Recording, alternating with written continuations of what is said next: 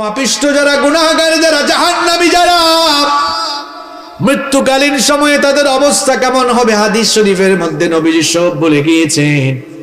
আজান হয়ে গেলে কিছু মানুষ নামাজে যায় না, এরকম আছে না নাই? নামাজের খবর নাই, সারাদিন মিথ্যা বলে বলে জবানটা নাপাক করে ফেলেছে, গীবত করতে করতে, চুগলখুরি করতে করতে নিজের জবানটাকে নাপাক করে ফেলেছে, সুদ খেতে খেতে নিজের জীবনকে নষ্ট করে ফেলেছে, আছে না নাই?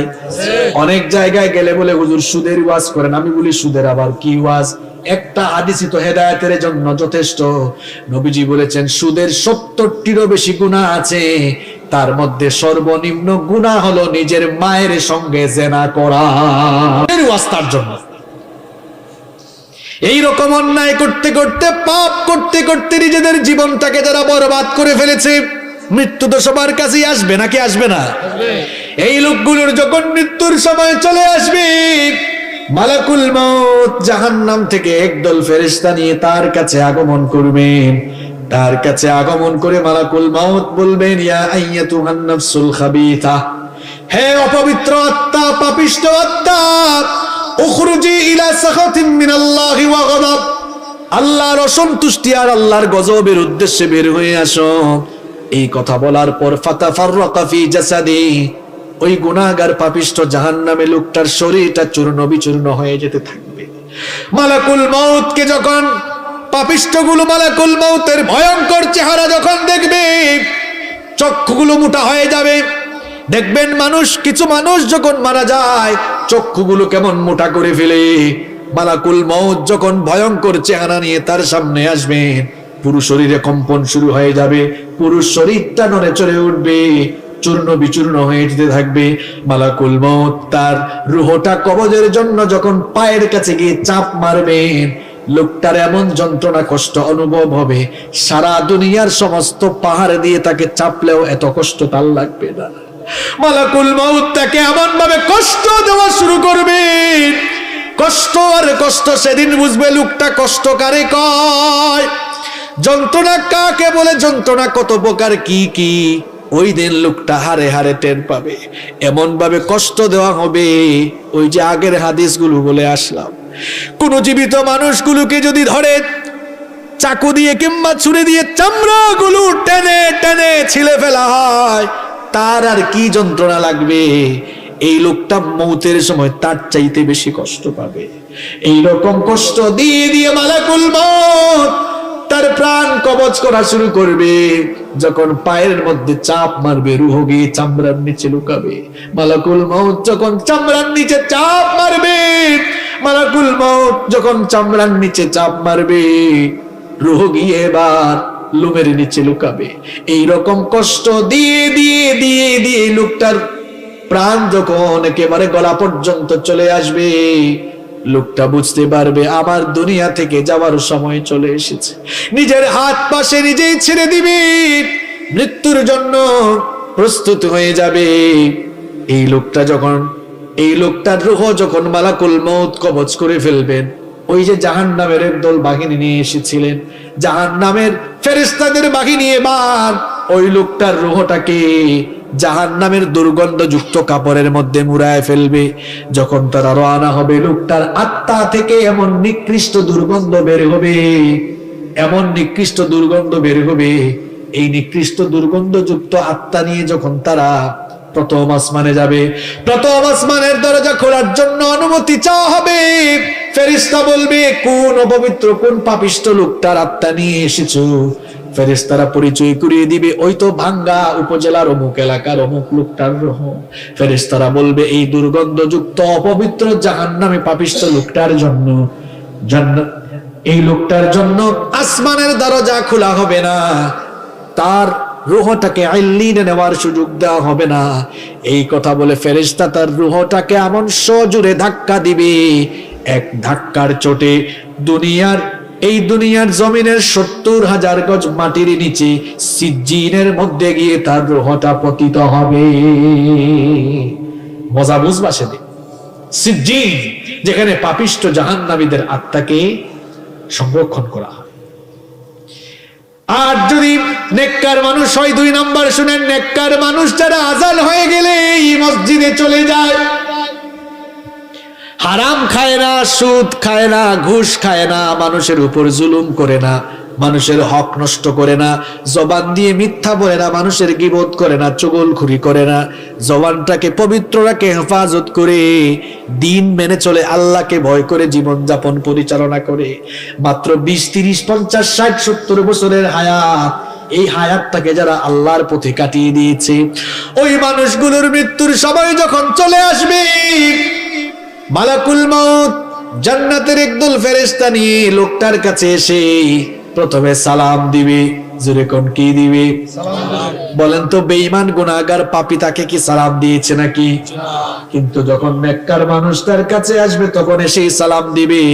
আল্লাহ তাআলা কোরআনে বলেছেন, আল্লাযীনা তাতাওয়াফাহুমুল মালাইকাতু তাইয়্যিবিনা ইয়াকুলুনা সালামুন আলাইকুম উদখুলুল জান্নাতা বিমা কুনতুম তা'মালুন। কোরআনুল কারীমের 16 নম্বর সূরা সূরাতুন নাহলের 32 নম্বর আয়াতে আল্লাহ তাআলা বললেন, ওই সকল পবিত্র লোকদের মৃত্যুর সময় ফেরেশতা এসে সালাম দিয়ে বলবে, আল্লাহর বান্দা তোমার উপরে সালাম, তোমার জন্য সালাম, তোমার প্রতি সালাম দিলাম, আল্লাহর জান্নাতে দাখিল হওয়ার জন্য তুমি প্রস্তুতি গ্রহণ করো। সুবহানাল্লাহ। ফেরেশতা বলবে, ইয়া আইয়ুহান নাফসুত তাইয়্যিবা উখরুজি ইলা মাগফিরাতিন মিনাল্লাহি ওয়া রিদওয়ান। হে পবিত্র আত্মা, আল্লাহর সন্তুষ্টি আর ক্ষমার উদ্দেশ্যে তুমি বের হয়ে আসো। এই কথা বলে ফেরেশতা যখন তার রূহ কবজ করা শুরু করবে, নেককার দিনদার মানুষগুলোর রূহ যখন কবজ করা হবে, মৃত্যুর যন্ত্রণা তাদের আর ফিল হবে না। ব্যাপারটির উদাহরণ আমি এইভাবে দিচ্ছি, দেখবেন ছোট্ট বাচ্চারা ক্ষুধা পেলে কি করে? আপনাদের এলাকায় হাসে নাকি? ছোট্ট বাচ্চারা ক্ষুধা পেলে কি করে? কান্না করে। কান্না করার পর মা যখন সন্তানকে কুলে নিয়ে দুধ খাওয়ায়, দুধ পান করায়, বাচ্চা তখন কি কান্না করে নাকি? বাচ্চা তখন কান্না বন্ধ করে দুধ পান করে করে আরাম করে ঘুমিয়ে যায়। নেককার দিনদার আল্লাহওয়ালা মানুষ যারা, এদের মৃত্যুর সময় অবস্থা এমন হবে, এক শিশু মায়ের কোলে দুধ পান করে যেমন আরাম করে ঘুমিয়ে যায়, ঠিক তেমনি ভাবে আল্লাহওয়ালা দিনদার মানুষগুলোর মৃত্যুর সময় ফেরেশতা এসে যখন জান্নাতের দৃশ্য তুলে ধরবে, জান্নাতের দৃশ্য দেখতে দেখতে দেখতে দেখতে আরাম করে সে ঘুমায়া যাবে। আল্লাহ এমন মৃত্যু আমাদেরকে নসিব করে দিও। আরো আসতে বলে না আমিন। তার রূহটাকে কবজ করার পর ফেরেশতারা এবার জান্নাতি ফেরেশতারা এবার ওই পবিত্র লোকটার রূহটাকে এবার জান্নাতি কাফনের কাপড় দিয়ে মোড়াবে, জান্নাতি কাফনের কাপড় দিয়ে মোড়াবে, আর এমন সুগন্ধ তার আত্মা থেকে বের হতে থাকবে, মিশকের সুগন্ধির চাইতে আরো সুগন্ধি বের হতে থাকবে। প্রথম আসমানে যখন যাওয়া হবে, প্রথম আসমানে যাওয়ার পর আসমানের দরজা খোলার জন্য অনুমতি চাওয়া হবে। ফেরেশতা আহলান সাহলান, ওয়েলকাম ওয়েলকাম, মোবারকবাদ জানিয়ে দরজা খুলে দিবে আর বলবে, কোন লোকটার রূহ নিয়ে এসেছো? এত সুগন্ধি ছড়ায়, চতুর্দিক থেকে শুধু সুগন্ধি বের হয়। ফেরেশতারা পরিচয় করিয়ে দিবে, ভাঙ্গা উপজেলার অমুক এলাকার অমুক লোক। লোকটা বড় নামাজি ছিল, আল্লাহওয়ালা ছিল, মা বাবার খেদমত করতো, আল্লাহকে ভয় করে জীবন যাপন করতো, কোনোদিন হারাম আর অন্যায় পথে জীবন যাপন করে নাই। ফেরেশতারা ওয়েলকাম করে যখন প্রথম আসমানের দরজা খুলে দিবে, এইভাবে একটার পর একটা দরজা খুলতে খুলতে 7 আসমানের উপরে ইল্লিন রয়েছে। ইল্লিন হচ্ছে আল্লাহওয়ালা মুত্তাকি পরহেজগার জান্নাতি মানুষদের রূহ সংরক্ষণ করার জায়গা। ফেরেশতারা সেখানে নিয়ে ওই লোকটার রূহকে সংরক্ষণ করবে, আর তখন তাকে বলা হবে, ইয়া আইয়াতুহান নাফসুল মুতমাইন্নাতু রজিই ইলা রাব্বিকি রাদিয়াতাম মারদিয়া ফাদখুলি ফি ইবাদি ওয়াদখুলি জান্নাতি। বলা হবে, হে প্রশান্ত আত্মা, হে প্রশান্ত আত্মা, আল্লাহর সন্তুষ্টির উদ্দেশ্যে বের হয়ে আসো, আল্লাহর নেককার বান্দাদের মধ্যে শামিল হও আর আল্লাহর জান্নাতের ভেতরে দাখিল হয়ে যাও। এটা হচ্ছে নেককারদের মৃত্যুর অবস্থা। 3 নম্বর কি বলেছিলাম? শহীদ। শহীদ যারা, এই দুনিয়ার সবচেয়ে বড় সৌভাগ্যবান হলো তারা। কারণ দুনিয়ায় যত প্রকারের মওত রয়েছে, যত প্রকারের মৃত্যু রয়েছে, সর্বশ্রেষ্ঠ মৃত্যু হলো শাহাদাতের মৃত্যু। কারণ সকল মৃত্যুর পরেই হিসাব নিকাশ আছে, বিচার আছে। আর শাহাদাতের মৃত্যুর পরে কোনো হিসাব নাই, বিচার নাই। বিনা হিসাবে বিনা বিচারে আল্লাহ শহীদদেরকে জান্নাত দান করে দিবে। শহীদদের মৃত্যুকালীন যন্ত্রণাটাও কেমন শুনে নেন। আল্লাহর নবী বলেছেন, যারা আল্লাহর দ্বীনের জন্য শহীদ হবে, আল্লাহর দ্বীনের জন্য জীবন দিতে গিয়ে মাঝে মাঝে তোমরা তাদেরকে দেখবে হাত পা কেটে হয়তো বাতিলরা তাদেরকে হত্যা করে ফেলবে, হয়তো তাদের দেহটাকে ক্ষত বিক্ষত করে নির্মম ভাবে হত্যা করা হবে, কাউকে কাউকে হয়তো ফাঁসিতে ঝুলাইয়া হত্যা করা হবে। তোমরা যারা দুনিয়াতে বাস করো, দুনিয়ার দৃষ্টিকোণ থেকে তোমরা মনে করো হয়তো লোকটা অনেক আযাব পেয়ে পেয়ে, কষ্ট পেয়ে পেয়ে দুনিয়া থেকে বিদায় হয়। নবীজি বলছেন, তোমাদের ধারণা ভুল। হাতের মধ্যে চিমটি কাটলে মানুষ যেমন সামান্য ব্যথা পায়, ঠিক তেমনি ভাবে শহীদ যখন দুনিয়া থেকে যায় তার চাইতেও আরো কম ব্যথা পেয়ে দুনিয়া থেকে চলে যায়। আর শহীদদেরকে আল্লাহ এমন মর্যাদা দিয়েছেন, আমি তো আগেই বললাম, শহীদদের কাছ থেকে আল্লাহ হিসাব করবেন না, বিচারও চাইবেন না।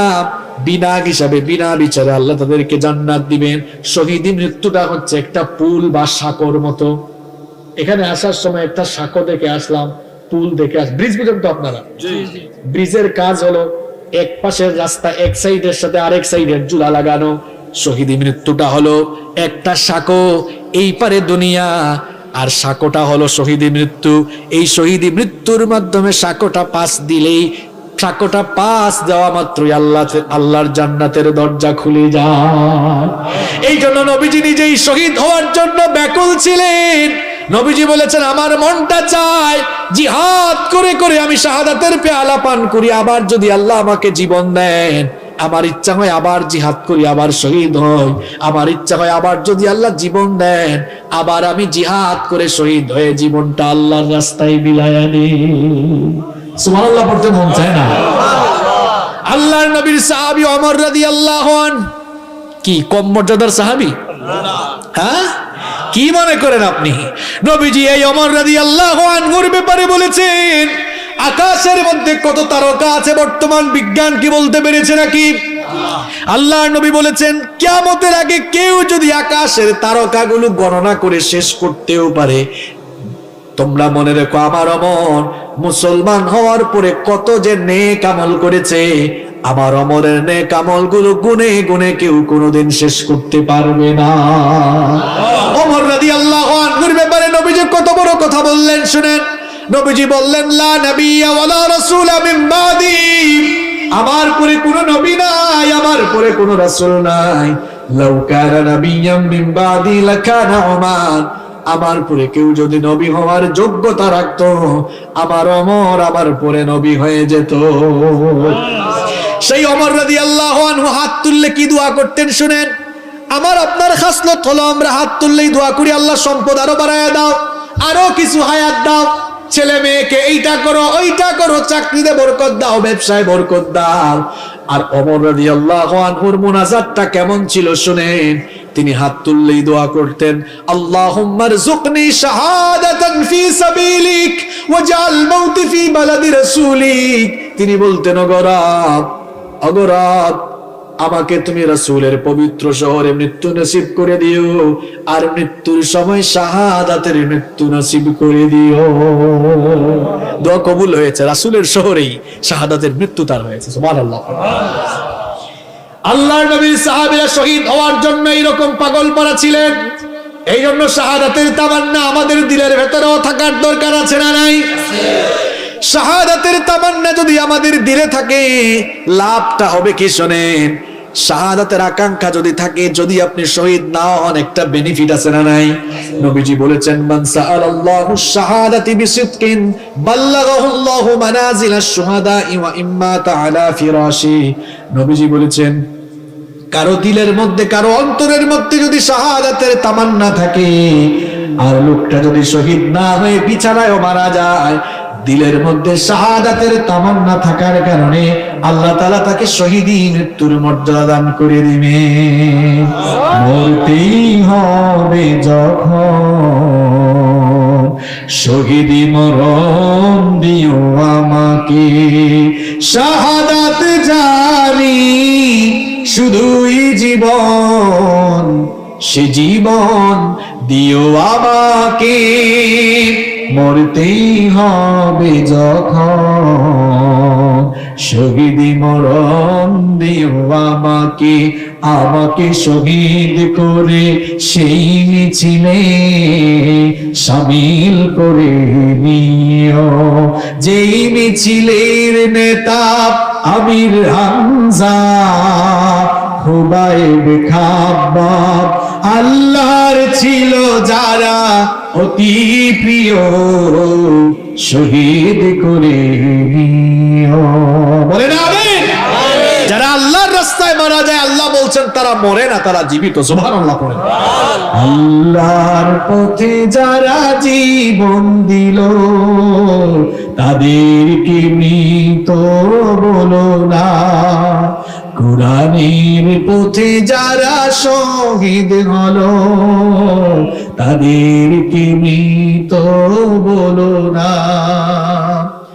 ওরা তো চায়নি কো আয়েশে জীবন, চায়নি কো তারা জুলুম শোষণ, আল্লাহর এই পৃথিবীতে তারা, আল্লাহর এই পৃথিবীতে তারা চেয়েছিল আল্লাহর শাসন, তাদেরকে মৃত বলো না। অন্যায় আর মিথ্যার সাথে আপোষ করেনি তারা কোনো মতে, লাল তাজা খুন ঢেলে দিয়ে গেছে এই নগরী, এই রাজপথে। মৃত্যু তাদের কাছে নয় তো মৃত্যু আরেক নাম নবজীবনে, হে খোদা মৃত্যু এই বাসনা, হে খোদা মৃত্যু এই বাসনা, দাও অন্তরে সব মুমিনের, তাদেরকে মৃত বলো না। আল্লাহর পথে যারা জীবন দিল, তাদেরকে মৃত বলো না। নিষেধ করেছেন কে? নিষেধ করেছেন কে? এই মৃত্যু আমাদের কাছে আসবে না। মৃত্যুর বৈশিষ্ট্য আর মৃত্যু যন্ত্রণার ধরন বললাম। সর্বশেষ যে কথাটি বলতে চাই, আল্লাহর নবীকে প্রশ্ন করা হয়েছিল, মান আকিয়াসুন নাস ওয়া আযযামুন নাস। নবীকে প্রশ্ন করা হলো, নবী গো সবচেয়ে চালাক আর বুদ্ধিমান কে? এই প্রশ্ন আপনাদেরকে করলে ভাঙ্গার মানুষ তো চাঙ্গা জবাব দিবে, হুজুর কম বয়সে যারা মাল কামাইছে, জায়গা সম্পদ বাড়ি গাড়ি করে ফেলছে, এরাই চালাক। এই উত্তর কি সঠিক? আপনি না হয় একটা বাড়ি বানিয়েছেন, একটা বাড়ি করতে করতে মানুষের 40-50 বছর সময় লেগে যায়। ধরলাম 60 বছর বাঁচবেন, 50 বছর লাগলো বাড়ি করতে, থাকবেন আর কয়দিন? কথা কন না কেন? এই 10 বছরে তো আরামে থাকার জন্য এত হারামখুরি করে যাচ্ছেন, আর কবরে কত হাজার কোটি বছর থাকবেন আপনি জানেন না। কবরের বাড়ি কি ভালো করে তৈরি করেছেন? নিজের বিবেককে প্রশ্ন করুন।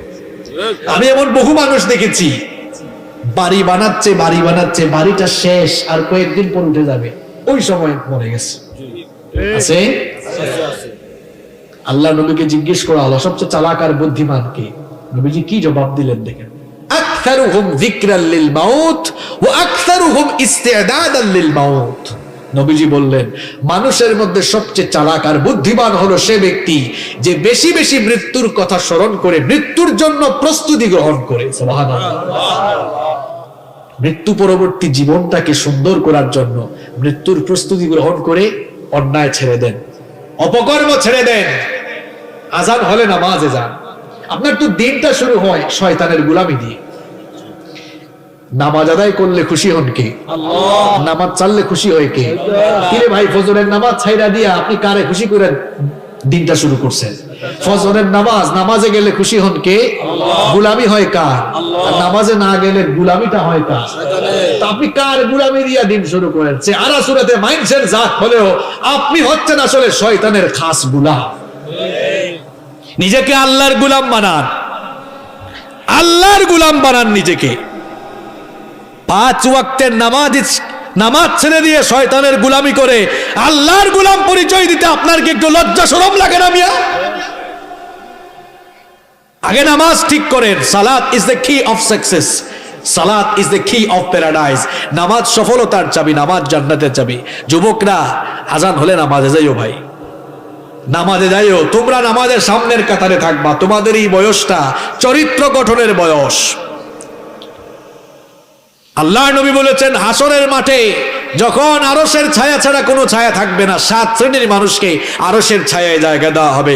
তার মধ্যে এক শ্রেণী হচ্ছে ওয়াশাবুন নাশাআ ফি ইবাদাতিল্লাহ। ওই যুবক যারা যৌবনকাল আল্লাহর ইবাদতে কাটিয়েছে, যুবকগুলোকে ডেকে ডেকে আল্লাহ আরশের ছায়ার নিচে জায়গা দিবেন। সুবহানাল্লাহ। আমার কলিজার টুকরা ভাইরা, যুবক ভাইরা যারা কলেজে বিশ্ববিদ্যালয়ে পড়ো, অনেকে এশার নামাজে যায় না, কয় পড়ার টাইম।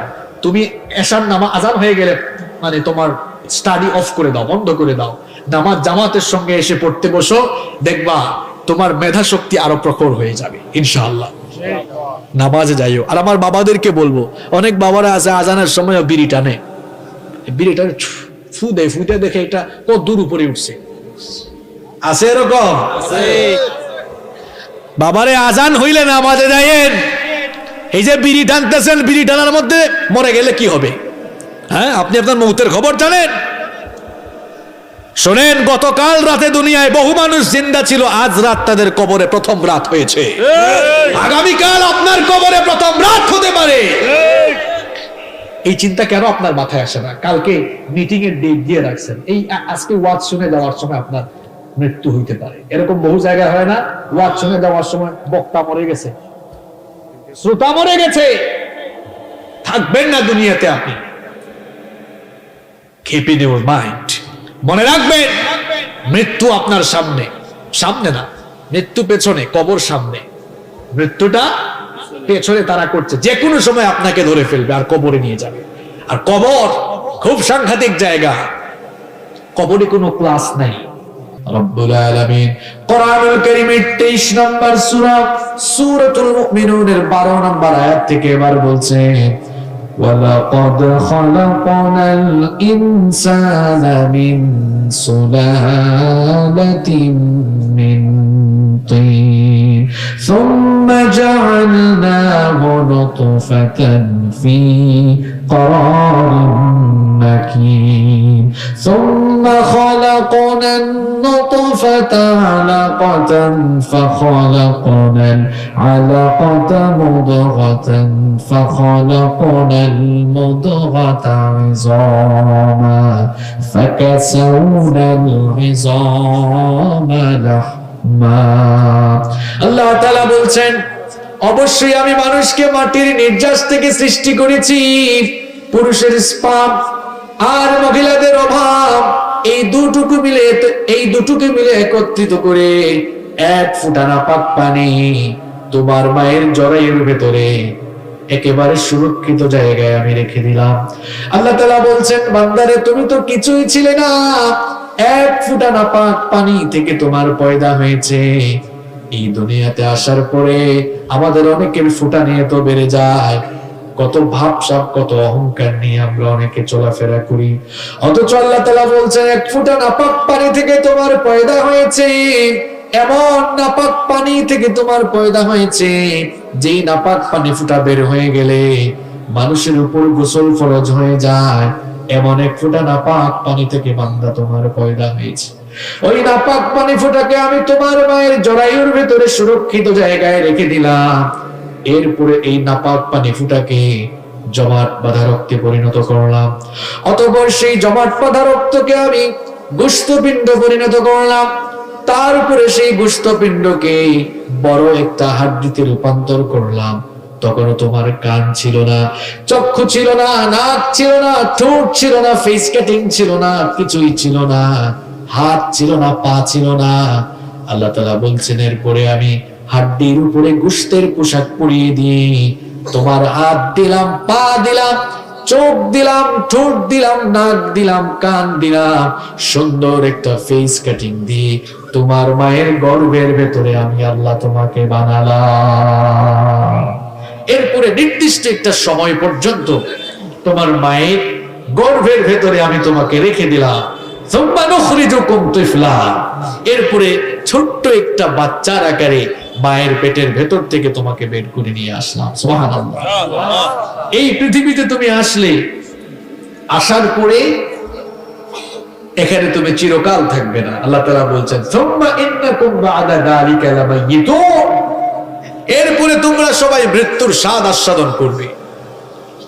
সুম্মা ইন্নাকুম ইয়াওমাল কিয়ামাতি তুবআসুন, এরপরে তোমাদেরকে ডে অফ রিসারেকশন, পুনরুত্থান দিবসে তোমাদেরকে কবর থেকে উঠিয়ে হাসরের মাঠে একত্রিত করবেন কে?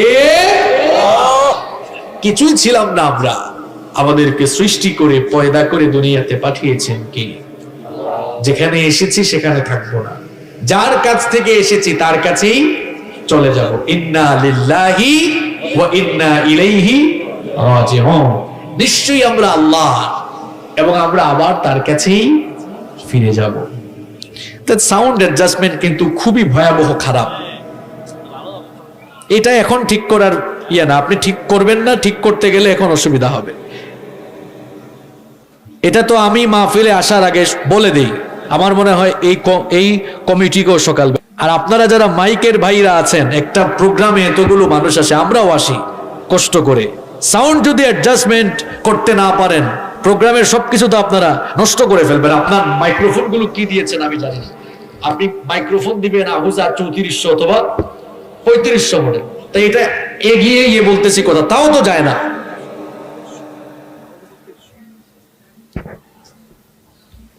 মাইক ভালো না হইলে 5-10 মিনিট বক্তব্য দেওয়া যায়, কিন্তু 1-1.5 ঘন্টা কোরআনের তাফসীর করা যায় না। সম্মানিত সুধী মণ্ডলী, দাঁড়ান, এখন আর ঠিক হবে না। আপনারা বছরে মাহফিল করেন একটা, আর আমরা ডেইলি করি 2-3টা, আমাদের অভিজ্ঞতা আছে তো আপনাদের চেয়ে বেশি।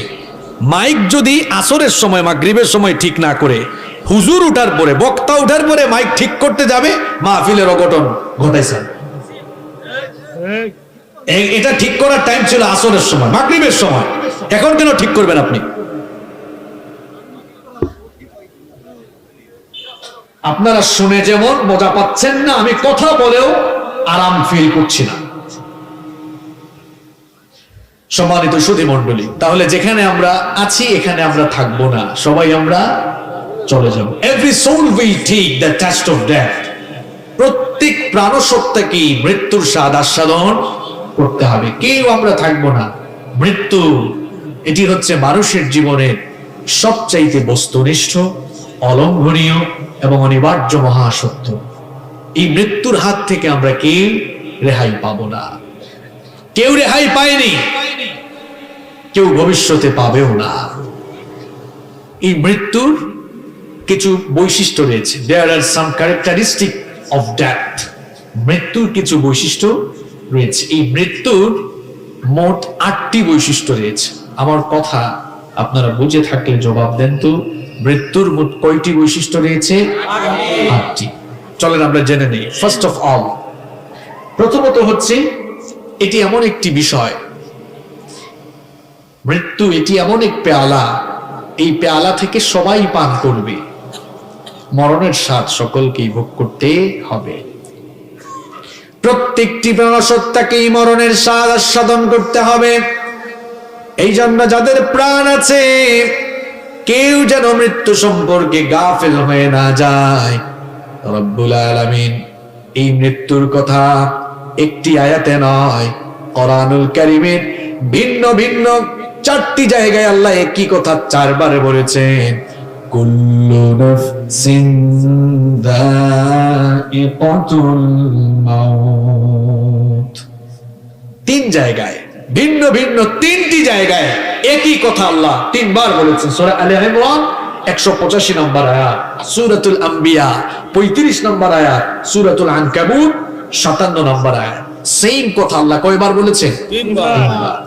আল্লাহ বলেছেন কুল্লু নাফসিন দাইকাতুল মাউত, every soul will take the test of death, everyone will take the test of death. প্রত্যেককেই মরণের স্বাদ আস্বাদন করা লাগবে। আরবের এক কবিতার কবিতা এই জন্য বড় সুন্দর করে বলেছেন, আল মাউতু কাসুন কুল্লু নাসিন শারিবুন ওয়াল কবরু বাইতুন কুল্লু নাসিন দাখিলুন। মৃত্যু হচ্ছে এমন এক পেয়ালা, এই পেয়ালা থেকে সবাই পান করবে, আর কবর এমন একটি ঘর যেই ঘরে সকলকেই প্রবেশ করা লাগবে। বিভিন্ন মসজিদের মাইকে দেখবেন মাঝে মাঝে বিভিন্ন মানুষের মৃত্যুর খবর এলান হয়। বিভিন্ন মানুষের মৃত্যুর খবর ঘোষণা করতে করতে আর মসজিদের মাইক থেকে বিভিন্ন মানুষের মৃত্যুর খবর শুনতে শুনতে এমন একটা দিন আসবে, এমন একটা সময় আসবে যখন আপনার মৃত্যুর খবর মসজিদের মাইকে ঘোষণা হবে, যখন আপনার মৃত্যুর খবর দিকে দিকে মানুষকে শোনানো হবে। এই সময় আসবে কিনা বলেন? কত মানুষের জানাজায় আপনি গিয়েছেন। একটা সময় আসবে যখন চতুর্দিক থেকে মানুষেরা ছুটে আসবে আপনাকে জানাজা দেওয়ার জন্য। এখন রাত 10:45 বাজে। আগামীকাল 10:45 রাত 10:45 আপনি মাটির নিচে কবরে ঘুমিয়ে থাকতে পারেন। আপনি মনে করছেন হুজুর আমি তো সুস্থ মানুষ, আমি তো এত তাড়াতাড়ি যাওয়ার কথা না। পৃথিবীতে এমন বহু অসুস্থ মানুষ আছে, ডাক্তার বলেছে 3 দিনের ভেতর মারা যাবে, কিন্তু দেখা গিয়েছে আল্লাহ তার কুদরত দিয়ে 3 দিন নয় মাসের পর মাস আল্লাহ ওই রোগীকে বাঁচিয়ে রেখেছে। এরকম আছে না নাই? আবার পৃথিবীতে এমন বহু সুস্থ মানুষ আছে, সুস্থ শরীর নিয়ে রাতের বেলা ঘুমায়, ফজরের সময় ঘর থেকে লাশ বের হয়ে যায়। আছে এরকম? এখন যার হাতে একটা স্মার্টফোন আছে আর ফোনের মধ্যে যদি ইন্টারনেট কানেকশন থাকে, গোটা দুনিয়া তার হাতের মুঠায়, গোটা দুনিয়ার খবর সে মুহূর্তে নিয়ে ফেলতে পারবে। কিন্তু আমার বাবারা, আমার ভাইরা, গোটা দুনিয়ার খবর যদিও আমরা মুহূর্তের মধ্যে নিয়েও ফেলতে পারি, আমরা কেউ জানি না আমাদের কার জন্য কাফনের কাপড় এসে দোকানে রেডি হয়ে আছে। কেউ জানেন আপনারা?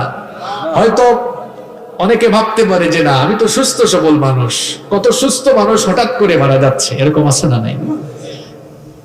সবাই চলে যাব। তাহলে মৃত্যুর প্রথম বৈশিষ্ট্য হচ্ছে সকলকে এই মৃত্যুর স্বাদ আস্বাদন করা লাগবে। নাম্বার 2 নম্বর হচ্ছে no one can escape from death। এই মৃত্যু থেকে কেউ পালিয়ে বাঁচতে পারবে না। ভাঙ্গা থানায় আপনার নামে মামলা হয়েছে, ভাঙ্গা থানায় আপনার নামে মামলা হওয়ার পর রাত 1টার দিকে পুলিশ ফোর্স নিয়ে বের হয়েছে আপনাকে অ্যারেস্ট করার জন্য। এক বন্ধু সেটা দেখেছে, দেখার পরে আপনাকে বলল দোস্ত তোর বাড়ির দিকে দেখেছি পুলিশ যাচ্ছে, যদি বাড়িতে থাকিস তাড়াতাড়ি বের হয়ে যা, পুলিশ পাইলেই কিন্তু তোরে অ্যারেস্ট করে ফেলবে। এই কথা শোনার পরে বন্ধু কি বাড়িতে থাকবে নাকি বাড়ি থেকে পালাবে? পুলিশের হাত থেকে বাঁচার জন্য হয়তো পালিয়ে আপনি ঘর থেকে পালিয়ে পেছনের দরজা দিয়ে দৌড় দিয়ে হয়তো পুলিশের হাত থেকে রক্ষা পাবেন, কিন্তু যেই দিন যেই সময় মালাকুল মউত চলে আসবে দৌড়াইয়া কুল পাবেন না। যেখানেই যান না কেন মালাকুল মউত সামনে এসে দাঁড়িয়ে যাবে। এই জন্য রব্বুল আলামিন কোরআনুল কারীমে 4 নম্বর সূরা সূরাতুন নিসা এর 78 নম্বর আয়াতের মধ্যে বললেন আইনামা তাকুনু ইউদরিকুমুল মাউতু ওয়ালাউ কুনতুম ফি বুরুজিন মুশাইয়াদা। যেখানেই থাকো না কেন আর যেই অবস্থায় থাকো না কেন, মৃত্যু থেকে বাঁচার জন্য তোমরা যদি কোনো উঁচু টিলায় গিয়ে অবস্থান নাও, আর যদি মনে করো ওই উঁচু টিলায় অবস্থান নিলে মৃত্যুর হাত থেকে তোমরা রেহাই পাবে, এই কথা মনে করো না, যেখানে যাও না কেন মৃত্যু তোমাদের সঙ্গে মুলাকাত করবে। আমার রব্বুল আলামিন কোরআনুল কারীমের 62 নম্বর সূরা সূরাতুল জুমুআর 8 নম্বর আয়াতে আরো সুন্দর করে বললেন, কুল ইন্নাল মাউতাল্লাযী তাফিরুনা মিনহু ফাইন্নাহু মুলাকীকুম সুম্মা তুরাদ্দুনা ইলা আলিমিল গায়বি ওয়াশ শাহাদাতি ফায়ুনাব্বিউকুম বিমা কুনতুম তা'মালুন। আরবের প্রখ্যাত কবি জুহাইর তার কবিতায় কয়েকটি সুন্দর লাইন লিখলেন। এই কবিতার লাইনগুলো এই আয়াতের ভাবার্থ হয়ে গেল। তিনি তার কবিতায় বড় চমৎকার করে লিখলেন, ওয়ামান হাবা আসবাবাল মানায়া ইয়ানাল্লাহু ওয়ামান হাবা আসবাবাল মানায়া ইয়ানাল্লাহু ওয়া ইয়ুরকা আসবাবাস সামাআ বিসুল্লামি। আর আমার দেশের কবি একজন লিখেছেন, মরণ থেকে পালাও তুমি, সেই মরণ তোমায় লইবে গিরি, যদিও সুদূর আকাশ পানে লুকাও সেথায় লাগে সিঁড়ি। এ মহারোগের ঔষধ নাই, এ মহারোগের চিকিৎসক নাই, নাই সেই ঔষধ জগতে, খুঁজিয়া কাতর হইলে কি হবে পারিবে না তারে ফিরাতে। আচ্ছা, মৃত্যুর কি কোনো ট্যাবলেট আছে, কোনো ক্যাপসুল আছে, কোন সিরাপ আছে? থাকলে সব ঔষধ বাদ দিয়ে মানুষ ওইটা খেয়ে ফেলতে যেন না মরে। কারণ মানুষ বাঁচার জন্য কত কিছু করে, মৃত্যু থেকে আপনি পালিয়ে বাঁচতে পারবেন না। একটা ঘটনা আমার মনে পড়েছে, বলবো। সুলাইমান আলাইহিস সালামের নাম শুনেছেন তো আপনারা? হ্যাঁ, তিনি কে ছিলেন? একজন নবী ছিলেন, বাবাও নবী, ছেলেও নবী। বাবার নাম কি, কে বলতে পারবেন? মাশাআল্লাহ, দাউদ আলাইহিস সালাম। সাইয়েদনা সুলাইমান আলাইহিস সালাম, রব্বুল আলামিন তাকে একদিকে নবুয়ত দিয়েছিলেন, অন্যদিকে তাকে পৃথিবীর বাদশাহী দান করেছিলেন। তিনি কেবলমাত্র মানুষ নয়, জিনদেরকেও তিনি শাসন করেছেন। আর আল্লাহ তাআলা তাকে এমন মুজিজা দিয়েছেন, মাত্র 13 বছর বয়সে তিনি তার বাবার রেখে যাওয়া সিংহাসনে আরোহণ করে গোটা পৃথিবী তিনি শাসন করেছেন। আর রব্বুল আলামিন তাকে এমন মুজিজা দিলেন, তিনি যখন সকালবেলা ভোরবেলা তার সিংহাসনে আরোহণ করতেন, বিনা ইঞ্জিনে বাতাসের মাধ্যমে 1 মাসের পথ তিনি চলে যেতেন। আবার যখন বিকেল বেলা সন্ধ্যা বেলা তার সিংহাসনে আরোহণ করতেন, বিনা ইঞ্জিনে বাতাসের মাধ্যমে 1 মাসের পথ আবার ফিরে আসতেন। পিপিলিকার ভাষা বুঝতেন, পাখির ভাষা বুঝতেন। এই মুজিজা তাকে দিয়েছেন কে? আল্লাহ। সুলাইমান আলাইহিস সালামের কাহিনী শুনুন। সুলাইমান আলাইহিস সালামের একজন সিনিয়র মন্ত্রী ছিল, তিনি তার মন্ত্রীকে নিয়ে বসে আছেন। এমন সময়ে মালাকুল মউত মানুষের বেশ ধরে সাইয়েদনা সুলাইমান আলাইহিস সালামের কাছে আসলেন। সাইয়েদনা সুলাইমান আলাইহিস সালামের সাথে কথোপকথন শেষ করে তিনি যখন চলে যাচ্ছিলেন, ওই মন্ত্রীর দিকে একটু করে তাকালেন। মন্ত্রী ভয়ে ভীত বিহ্বল হয়ে গেল। মালাকুল মউত চলে যাওয়ার পরে মন্ত্রী বলল, ওগো আল্লাহর নবী সুলাইমান, কিছুক্ষণ আগে আপনার কাছে যে লোকটি এসেছিলেন তাকে তো চিনলাম না, জীবনে কোনোদিন তাকে দেখি নাই, এই লোকটার পরিচয় একটু বলেন। সুলাইমান আলাইহিস সালাম তার মন্ত্রীকে বললেন, আমার মন্ত্রী শোনো, ইনি কোনো সাধারণ মানুষ নয়, মানুষের বেশ ধরে মালাকুল মউত আমার কাছে এসেছিলেন। এই কথা শোনা মাত্র এই মন্ত্রীর কলিজা আরো কেঁপে উঠল। সে তখন বলল, গো আল্লাহর নবী সুলাইমান, এই জন্য তো লোকটা যাওয়ার সময় আমার দিকে এমন ভাবে তাকিয়েছিল, আমার পুরো কলিজা কেঁপে উঠেছিল। তার তাকানোর ভাব দেখে আমি বড় ভীত সন্ত্রস্ত হয়ে গিয়েছিলাম। গো আল্লাহর নবী সুলাইমান, আল্লাহ তাআলা তো আপনাকে মুজিজা দিয়েছেন, বাতাসকে আপনার আদেশের অনুগত করে দিয়েছে। আপনি বাতাসকে হুকুম করেন, বাতাস যেন আমাকে এখান থেকে নিয়ে হিন্দুস্তানের একটা দূরবর্তী জায়গায় রেখে আসে। সাইয়েদনা সুলাইমান আলাইহিস সালাম তার মন্ত্রীর কথা মোতাবেক বাতাসকে আদেশ করলেন, আর বাতাস তার মন্ত্রীকে নিয়ে হিন্দুস্তানের একটি দূরবর্তী জায়গায় রেখে আসলো। পরের দিন মালাকুল মউত সাইয়েদনা সুলাইমান আলাইহিস সালামের কাছে যখন আসলেন, সুলাইমান আলাইহিস সালাম প্রশ্ন করলেন, কি ব্যাপার, গতকাল তুমি যখন আমার কাছে এসেছিলে আমার মন্ত্রীর দিকে কেমন করে তাকিয়েছিলে বলো?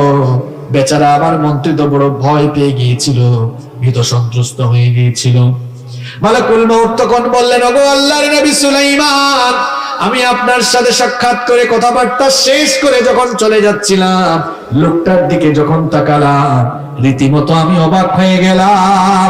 কারণ আপনার সাথে সাক্ষাৎ শেষ করার পরে আল্লাহর দেওয়া শিডিউল ছিল এই লোকটার জান আমি কবজ করব হিন্দুস্তানের একটা জায়গা থেকে। মনে মনে চিন্তা করলাম, যে লোকটার জান এখন গিয়ে আমি হিন্দুস্তান থেকে কবজ করব, এই মুহূর্তে সে আপনার পাশে কি করে? লোকটাকে আপনার পাশে দেখে আমি বড় অবাক হয়ে গেলাম। এই জন্য তার দিকে আমি অবাক নয়নে তাকিয়েছিলাম। কিন্তু আরো অবাক হয়ে গেলাম আমি আল্লাহর শিডিউল মোতাবেক কিছুক্ষণ পরেই যখন হিন্দুস্তানের ওই জায়গায় গেলাম, লোকটাকে আবার গিয়ে ওই জায়গাতে পেয়ে গেলাম। ব্যাপার বুঝলাম না, এত কম সময়ে লোকটা এই জায়গায় চলে আসলো কেমনে? সুলাইমান আলাইহিস সালাম পুরো ঘটনা শোনালেন। পুরো ঘটনা শুনিয়ে বললেন, আরে মালাকুল মউত শোনো, আমার মন্ত্রী বেচারা মৃত্যু থেকে বাঁচার জন্য হিন্দুস্তান পর্যন্ত গিয়েও তো কোনো লাভ হলো না, মরণের হাত থেকে সে রেহাই পেল না।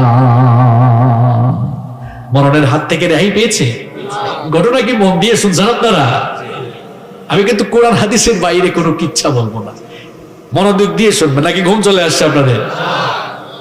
তাহলে মৃত্যুর 2 নম্বর বৈশিষ্ট্য আমরা পেলাম, এই মৃত্যু থেকে কেউ পালিয়ে বাঁচতে পারবে না।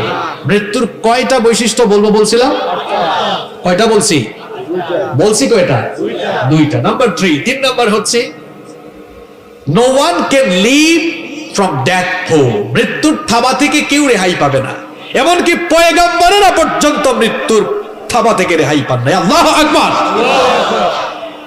বলেন তো এই পৃথিবীর সমস্ত মানুষের বাপের নাম কি? আর একটু জোরে বলেন। আরে ভাঙ্গার মানুষ তো চাঙ্গা হওয়ার কথা, জবাবও চাঙ্গা হবে, তাই না? তাইলে বলেন পৃথিবীর সমস্ত মানুষের বাবার নাম কি? আদম আলাইহিস সালাম কি মৃত্যুর হাত থেকে রেহাই পেয়েছেন নাকি? এবার শুনুন, ঘটনা তো আরেকটা মনে পড়ে গিয়েছে, বলবো নাকি বিরক্ত লাগে, খারাপ লাগে? সাইয়েদনা আদম আলাইহিস সালামকে রব্বুল আলামিন তার নিজের কুদরতি হাতে বানালেন। সাইয়েদনা আদম আলাইহিস সালামকে রব্বুল আলামিন তার নিজের কুদরতি হাতে বানানোর পরে নিজেই তার ভেতরে আল্লাহ রূহ ফুঁকে দিলেন। এরপরে সাইয়েদনা আদম আলাইহিস সালামের পিঠের মধ্যে হাত বুলিয়ে এই পৃথিবীতে আদমের অনাগত সকল সন্তানদের রূহগুলোকে আল্লাহ বের করে আনলেন। সাইয়েদনা আদম আলাইহিস সালামের সামনে কিয়ামত পর্যন্ত দুনিয়ায় আদম আলাইহিস সালামের যত সন্তানরা আসবে, অর্থাৎ সমস্ত মানুষের রূহ আল্লাহ আদম আলাইহিস সালামের সামনে হাজির করে একটি রূহ সভা করলেন। বলেন তো জনগণ দিয়ে কি সভা হয়? আর একটু জোরে বলেন, জনগণ দিয়ে কি সভা হয়? জনসভা। আর আদম আলাইহিস সালামের সামনে আল্লাহ সব রূহ একত্রিত করে কি সভা আল্লাহ করলেন? আর একটু জোরে বলেন, রূহ সভা। আদম আলাইহিস সালামের সামনে এতগুলো রূহ, আদম আলাইহিস সালাম দেখে বললেন, ওগো রব, মান হাউলাই, এরা কারা? আল্লাহ তাআলা বললেন, হুম যুররিয়াতুক, এরা সবাই হচ্ছে তোমার অনাগত সন্তান। কিয়ামত পর্যন্ত ধারাবাহিকভাবে এরা একের পর এক দুনিয়াতে আসতে থাকবে। আদম আলাইহিস সালাম বললেন, এত সন্তান আমার দুনিয়াতে আসবে নাকি? আল্লাহ বললেন, হ্যাঁ। আল্লাহ বললেন, আদম শোনো, উমরুকা আলফা সানা, আমি তোমাকে 1000 বছর হায়াত দিয়েছি। জোরে কোন কত বছর? আর একটু জোরে বলেন, কত বছর? আদম আলাইহিস সালাম বললেন, বুঝলাম, আমাকে তুমি 1000 বছর হায়াত দিয়েছো। আদম আলাইহিস সালাম সামনে থাকা রূহগুলোর দিকে তাকালেন। হঠাৎ করে একটা রূহের দিকে তার নজর গেল। তিনি বললেন, ওগো রব, মান হাদা, এটা কে? এটা কার রূহ? আল্লাহ তাআলা বললেন, হাদা ইবনুকা দাউদ, এটা তোমার ছেলে দাউদ, আমি তাকে নবী বানাবো।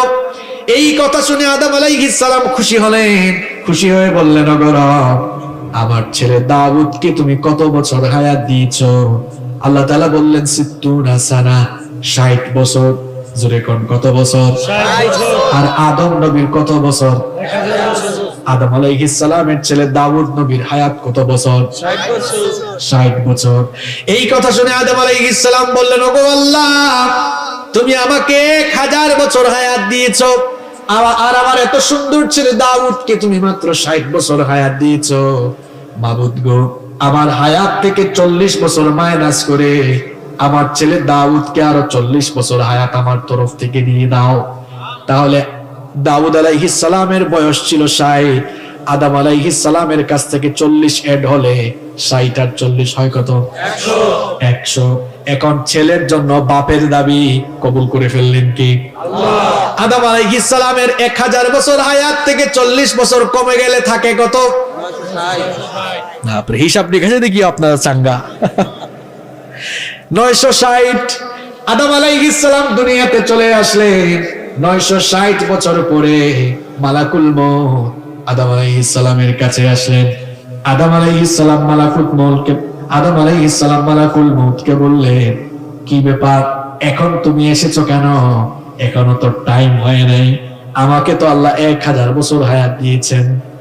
মালাকুল মউত বললেন, আপনি যে আপনার ছেলে দাউদকে 40 বছর দিয়ে ফেলেছেন, এটা কি ভুলে গিয়েছেন নাকি? আদম আলাইহিস সালাম বললেন, না, আমি দেই নাই। মালাকুল মউত বলতেছে, এবার না আপনি দিয়েছেন। একজন বলে দেই নাই, আর একজন বলে দিয়ে দিছে। এখন বলেন তো ঝামেলা আছে না নাই? দুইজন ঝগড়া শুরু করেছে। আদম আলাইহিস সালাম বলতেছেন দেন নাই, আর মালাকুল মউত বলতেছেন দিয়েছে।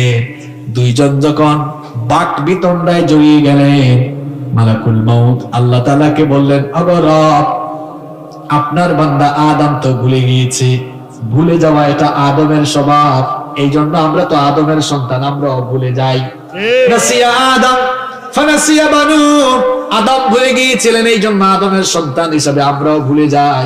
রাতের খাবার খেয়ে এসে অনেকে বলে খায় নাই, আসলে খাইছে কিন্তু ভুলে গিয়েছে। ভুলে যাওয়া আমাদের স্বভাব। গতকাল এই এলাকায় গিয়েছে, ভুলে গিয়েছে, বলেছে এখন যায় নাই, এরকম হয় কি হয় না? আদম আলাইহিস সালাম ভুলে গিয়েছেন। আল্লাহ মালাকুল মউতকে বললেন, মালাকুল মউত ফিরে আসো, আমার আদম ভুলে গিয়েছে, আমরা সেটা লিখে রাখি নাই, সাক্ষীও রাখি নাই। এখন থেকে লিখেও রাখা, সাক্ষী রাখার সিস্টেম চালু হলো। আদমকে আরো 40 বছরই দিয়ে দাও, 40 বছর দাও। 1000 বছর যখন হায়াত হলো, এরপরে কি আদম নবী থেকেছেন নাকি দুনিয়া থেকে চলে গিয়েছে? আপনি কি থাকতে পারবেন নাকি? উলুল আজমি মিনার রাসূল যারা ছিলেন, বড় বড় পয়গম্বররা পর্যন্ত মরণের হাত থেকে রেহাই পান নাই। মুসা নবীর কাহিনী মনে পড়ে গেল, বলবো? এগুলো কিন্তু আউল ফাউল কিচ্ছা না, কোরআন থেকে হাদিস থেকে আপনাদেরকে শোনাচ্ছি। বুখারী শরীফের হাদিস, বুখারী শরীফে লম্বা একটি হাদিস রয়েছে। সাইয়েদনা মূসা আলাইহিস সালামের মউতের সময় যখন এসে গেল, মূসা নবী বলেন তো নরম নবী না গরম নবী? খুব গরম, খুব রাগী নবী। যখন রাগ করতেন চুলগুলো খাড়া হয়ে পাগড়ি ভেদ করে ফেলতো, এত রাগী নবী ছিলেন। ফেরাউনের বংশের এক লোককে এক থাপ্পড় দিয়া দুনিয়া থেকে বিদায় করে দিয়েছে। থাপ্পড়ের ওজনটা কম না বেশি? রাগ কম না বেশি? মূসা নবীর কাছে মালাকুল মউত আসলেন। মূসা নবীকে এসে বললেন, মালাকুল মউত, আমি মালাকুল মউত আপনার কাছে এসেছি। মূসা নবী বললেন, তো কি হয়েছে? দেখছেন অবস্থা? মালাকুল মউত বললেন, কি হয়েছে মানে আমি কেন আসি আপনি কি জানেন না? মূসা নবী বললেন, কেন এসেছো? মালাকুল মউত বলল, আমি আপনার জান কবজের জন্য এসেছি। মূসা নবী বললেন, আসো, জান এসে কবজ করো। ফালাম্মা জাআহু সাক্কাহু, যখন মালাকুল মউত মূসা নবীর কাছে আসলেন, মূসা নবী মালাকুল মউতের চোখের উপরে এক থাপ্পড় মারলেন, চক্ষুটা বের হয়ে গেল। আল্লাহু আকবার। এক থাপ্পড় খাইয়া মালাকুল মউত আল্লাহর কাছে চলে গেলেন। আল্লাহর কাছে গিয়ে বললেন, আরসালতানি ইলা আব্দুল্লাহ ইউরিদুল মাউত, রব এমন এক লোকের কাছে আমাকে পাঠিয়েছো, গিয়েছিলাম তার জান কবজ করতে, উল্টা আমার জানই কবজ করে ফেলতেছিল। আল্লাহ তাআলা বললেন, মালাকুল মউত ফিরে যাও আমার নবী মূসার কাছে, গিয়ে বলো আমার নবী মূসা তিনি যদি আরো হায়াত চান, তিনি যেন একটা ষাঁড়ের পিঠের উপরে তার হাত রাখেন। ষাঁড় বুঝেন তো আপনারা? একটা ষাঁড়ের পিঠের উপরে হাত যেন রাখেন, তিনি তার হাত দিয়ে যতগুলো লোম ঢাকতে পারবেন, প্রত্যেকটি লোমের বিনিময়ে আল্লাহ তাকে এক এক বছর করে হায়াত বাড়িয়ে দিবে। মুসা আলাইহিস সালাম তো বুদ্ধিমান বিচক্ষণ নবী, তিনি মালাকুল মউত কি পাল্টা কোশ্চেন করলেন, বুঝলাম প্রত্যেকটা লোমের বিনিময়ে না হয় এক এক বছর হায়াত বাড়বে, ওই হায়াত যখন ফুরিয়ে যাবে তখন কি হবে? মালাকুল মউত বললেন, তখন আপনাকে মরা লাগবে, মৃত্যুর স্বাদ ভোগ করা লাগবে। তখন মুসা আলাইহিস সালাম বললেন, যেহেতু মৃত্যুর স্বাদ ভোগ করতেই হবে, সেহেতু আমি লেট করব না, আমার রূহ কবজ করে ফেলো, আমি আমার মাওলার সঙ্গে দিদার লাভ করতে চাই। সুবহানাল্লাহ। তাহলে বলেন, মৃত্যু থেকে কেউ রেহাই পেয়েছে? আপনি রেহাই পাবেন? কয় নাম্বার? 3 নাম্বার বৈশিষ্ট্য বলুন। কষ্ট হচ্ছে আপনাদের? Number 4, 4 number, the time of death is determined by Almighty Allah and it doesn't come with anyone's permission. মৃত্যুর সময়টাও নির্ধারণ ফিক্সড করে দিয়েছেন কে? আল্লাহ। ফিক্সড করে দিয়েছেন কে? আল্লাহ। মৃত্যু কারো কাছে পারমিশন নিয়ে আসে? মৃত্যুর সময়টা অবধারিত, ফিক্সড টাইম। এই টাইম যখন চলে আসবে আর আপনাকে রেহাই দেওয়া হবে না। কোরআনুল কারীমের 7 নম্বর সূরা সূরাতুল আরাফের 34 নম্বর আয়াতে রব্বুল আলামিন বললেন, ওয়ালিকুল্লি উম্মাতিন আজাল ফাইদা জাআ আজালুহুম লা ইয়াস্তাখিরুনা সাআতান ওয়া লা ইয়াস্তাকদিমুন। আল্লাহ তাআলা বলছেন, প্রত্যেকের জন্য অবকাশের একটি নির্ধারিত সময় রয়েছে। ওই সময় ফুরিয়ে যখন মানুষের মৌতের সময় চলে আসবে, তখন এক মুহূর্ত বিলম্ব করা হবে না, আবার এক মুহূর্ত সময়ও পিছিয়ে দেওয়া হবে না। যথাসময়ে মরণের স্বাদ আপনাকে ভোগ করা লাগবে। নাম্বার 5 নাম্বার হচ্ছে, the place of death is determined by Almighty Allah. কোন জায়গায় আপনি মারা যাবেন এটা ফিক্সড করে রেখেছেন কে? আল্লাহ। আপনার মৃত্যু ঘরের ভেতরে হতে পারে, প্যান্ডেলের ভেতরে হতে পারে, নামাজের মধ্যে হতে পারে, এমনকি কপালে খারাপি থাকলে এমনও হতে পারে টয়লেটের ট্যাঙ্কির উপরেও মরা লাগতে। কোথায় আপনি মরবেন আপনি নিজেও জানেন না। কোরআনুল কারীমের 31 নম্বর সূরা লুকমানের 34 নম্বর আয়াতের শেষাংশে রব্বুল আলামিন বললেন, ওয়া মা তাদরি নাফসুম বিআইয়ি আরদিন তামুতু ইন্নাল্লাহা আলীমুন খাবীর। আল্লাহ তাআলা বলছেন, কেউ জানে না কোন জমিনে সে মারা যাবে, একজনই কেবল জানেন, তিনি কে? আল্লাহ। নাম্বার 6 নাম্বার হচ্ছে, Almighty Allah creates the need at the place of death. যেখানে আপনার মৃত্যু হবে, যে জায়গায়, ওই জায়গায় একটা প্রয়োজন সৃষ্টি করে দেন কে? মনে করেন আপনার মৃত্যু হবে কাঁঠালবাড়ি ফেরিঘাটে, ওই জায়গাটা আপনার মৃত্যুর জায়গা। মৃত্যুর আগে দেখবেন ওই জায়গায় আপনার যাওয়ার জন্য একটা প্রয়োজন সৃষ্টি হয়ে যাবে। যদি আপনার মৃত্যুটা ফিক্স থাকে ঢাকা মেডিকেল কলেজ হাসপাতালে, এমন রোগ দিবে ভাঙ্গা কিংবা ফরিদপুরে গেলে ডাক্তাররা বলবে এখানে কাজ হবে না, ঢাকায় নিয়ে চলে যান। অর্থাৎ যেখানে আপনার মৃত্যুর ফয়সালা হয়ে আছে সেখানে যাওয়ার একটা প্রয়োজন সৃষ্টি করে দিবেন কি? নাম্বার 7 নাম্বার হচ্ছে, the decision of death is determined by Almighty Allah. মৃত্যুর ফয়সালা জমিন থেকে হয় না, আসে কোন জায়গা থেকে? আল্লাহর তরফ থেকে। এজন্য মুমিন পাক্কা ঈমানদার সে কখনো মৃত্যুকে ভয় করে না। আপনারা কি মৃত্যুকে ভয় করেন? না, মুমিন মৃত্যুকে স্মরণ করে পরবর্তী জীবনের জন্য কাজ করে। মুমিন একজনকে ভয় করে, তিনি কে? আল্লাহ। আপনার যদি মরণের ফয়সালা আল্লাহ না করেন, বুলেট দিয়ে গুলি দিয়ে আপনার শরীরকে ঝাঁঝা করে ফেলা হবে, কিন্তু আপনার মৃত্যু হবে না। আর আপনার মৃত্যুর যদি ফয়সালা হয়ে যায়, কেউ ঠোকা না মারলো আপনি মরে যাবেন।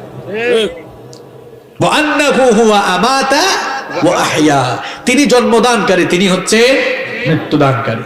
এই জন্য আল্লাহ ছাড়া কাউকে ভয় করবেন না, আল্লাহ ছাড়া কাউকে ভয় করবেন না। যে ব্যক্তি আল্লাহ ছাড়া দুনিয়ার মানুষকে ভয় করে, তামাম দুনিয়া তারে ভয় দেখায়। আর যার অন্তরে আল্লাহর ভয় আছে, তামাম দুনিয়া তার হুঙ্কারে ভয় পায়। এজন্য একজনকে ভয় করব, তিনি কে? যাদের হৃদয়ে আছে আল্লাহর ভয়, তারা কভু পথ ভুলে যায় না। আল্লাহর প্রেম ছাড়াই দুনিয়ায় কারো কাছে কোনো কিছু চায় না, কারো কাছে কোনো কিছু চায় না। আমরা একজনকে ভয় করি, তিনি কে? এবার আসুন নাম্বার 8 এবং সর্বশেষ হচ্ছে there is no serial of death. মৃত্যুর কোন সিরিয়াল নাই। আমার এখানে অনেক যুবক ভাইরা আছে, এরা মনে করে কি জানেন, আমি তো এখন তাগড়া জোয়ান, আমি এখন মরবো না, আমার চুল দাড়ি পেকে যাক, হাতে যখন লাঠি নিব বুড়ো হব তখন আমি মারা যাব। আমার সেই সকল যুবক ভাইদেরকে বলবো, শয়তান তার প্রতারণার জাল বিস্তার করে তার ফাঁদের ভেতরে আপনাকে আটকে রেখেছে। আপনি মনে করছেন আপনি বুড়ো হবেন, এই আশায় কিন্তু আজান হলে আপনি নামাজে যান না। অনেক যুবক আছে, এদেরকে নামাজের কথা বললে বলে আমাদের এখনো মরণের সময় আসে নাই, আমরা বুড়ো হই, চুল দাড়ি পাকুক, তারপরে নামাজ আমরা আদায় করব। আমার কলিজার টুকরা যুবক ভাইগুলোকে বলতে চাই, ভাইরে শুনে রাখো, মৃত্যুর কোনো সিরিয়াল নাই। দুনিয়াতে আসার জন্য সিরিয়াল আছে, কিন্তু যাওয়ার বেলা কোনো সিরিয়াল মেইনটেইন হয় না। যাওয়ার বেলা মাঝে মাঝে সিরিয়াল ব্রেক হয়ে যায়, দুনিয়াতে আসার বেলা সুন্দর করে সিরিয়াল মেইনটেইন হয়। যেমন প্রথমে আসেন দাদা, তারপরে বাবা, এরপরে ছেলে, তারপরে দাদার ঘরে নাতি হয়। এইরকম আসার বেলা সুন্দর সিরিয়াল মেইনটেইন হয়, কিন্তু যাওয়ার বেলা কোনো সিরিয়াল মেইনটেইন হয় না। মাঝে মাঝে এমন করুণ দৃশ্য আমরা দেখি, ছেলের লাশ বাবা কবরে নামায়, অথবা নাতির লাশ দাদা কবরে নামায়। আছে না না? কত জানাজার পড়েছি নামাজ, দিয়েছি কত দাফন, কত জানাজার পড়েছি নামাজ, দিয়েছি কত দাফন। কোথায় যেন আছে আমারও তৈরি সাদা কাফন, জানাজার পড়েছি নামাজ, দিয়েছি কত দাফন, কত জানাজার পড়েছি নামাজ, দিয়েছি কত দাফন। বাঁশের ঝাড় আছে এলাকায়, বাঁশের ঝাড় আছে। কোন বাতাসে কোথায় যেন দুলছে বাঁশের ঝাড়, কোন সে মাটি কোনখানে ডাকে রে বারবার। কোন বাঁশ ঝাড়ের কোন বাঁশ দিয়ে যে আপনার কবরে ছাউনি দেওয়া হবে, এই চিন্তা কি কখনো মাথায় আসে না আপনার? কোন বাতাসে কোথায় যেন দুলছে বাঁশের ঝাড়, কোন সে মাটি কোনখানে ডাকে রে বারবার। খাটিয়া বহন করে কয়জন? আরেকটু জোরে বলেন। আপনার খাটিয়া বহনকারী 4 জন মনে হয় এখানেও থাকতে পারে। কোথায় যেন বর যাত্রী আছে রে 4 জন, জানাজার পড়েছি নামাজ, দিয়েছি দিয়েছি কত দাফন, কত জানাজার পড়েছি নামাজ, দিয়েছি কত দাফন। জানাজার টাইম, দাফনের টাইম আসবে কিনা বলেন? হ্যাঁ, এই যে কত মানুষের লাশ আপনারা দেখেন খাটিয়ায় করে নিয়ে যাচ্ছে, এরকম তো আপনার গা থেকে কাপড় চোপড় খুলে সাদা কাফন দিয়ে পেঁচিয়ে খাটিয়ায় করে কবরের দিকে আপনাকে নিয়ে যাওয়া। চোখের পলকে আপনি লাশ হয়ে যেতে পারেন, আজ রাতে আছেন দুনিয়াতে, কাল রাতে কবরেও থাকা লাগতে পারে। চোখের পলকে তুমি হতে পারো লাশ, চিরতরে বন্ধ হবে তোমার নিঃশ্বাস। চোখের পলকে তুমি হতে পারো লাশ, চিরতরে বন্ধ হবে তোমার নিঃশ্বাস। হবে তোমারই নাম মসজিদের মাইকে, বাড়িওয়ালা নাই রে, বাড়ি নাই রে দুনিয়াতে, বাড়িওয়ালা নাই রে, বাড়ি নাই রে দুনিয়াতে, বাড়িওয়ালা নাই রে, বাড়ি নাই রে দুনিয়াতে, বাড়িওয়ালা নাই রে, বাড়ি নাই রে দুনিয়াতে। এই এলাকায় অনেক বাড়ি আছে, কিন্তু বাড়িওয়ালা এখন দুনিয়া। তোমার ভয়ে থাকতো মানুষ ছিল বাহাদুরি, ভাবনি হাওয়ায় ওরা তুমি যে রঙিন ঘুরি।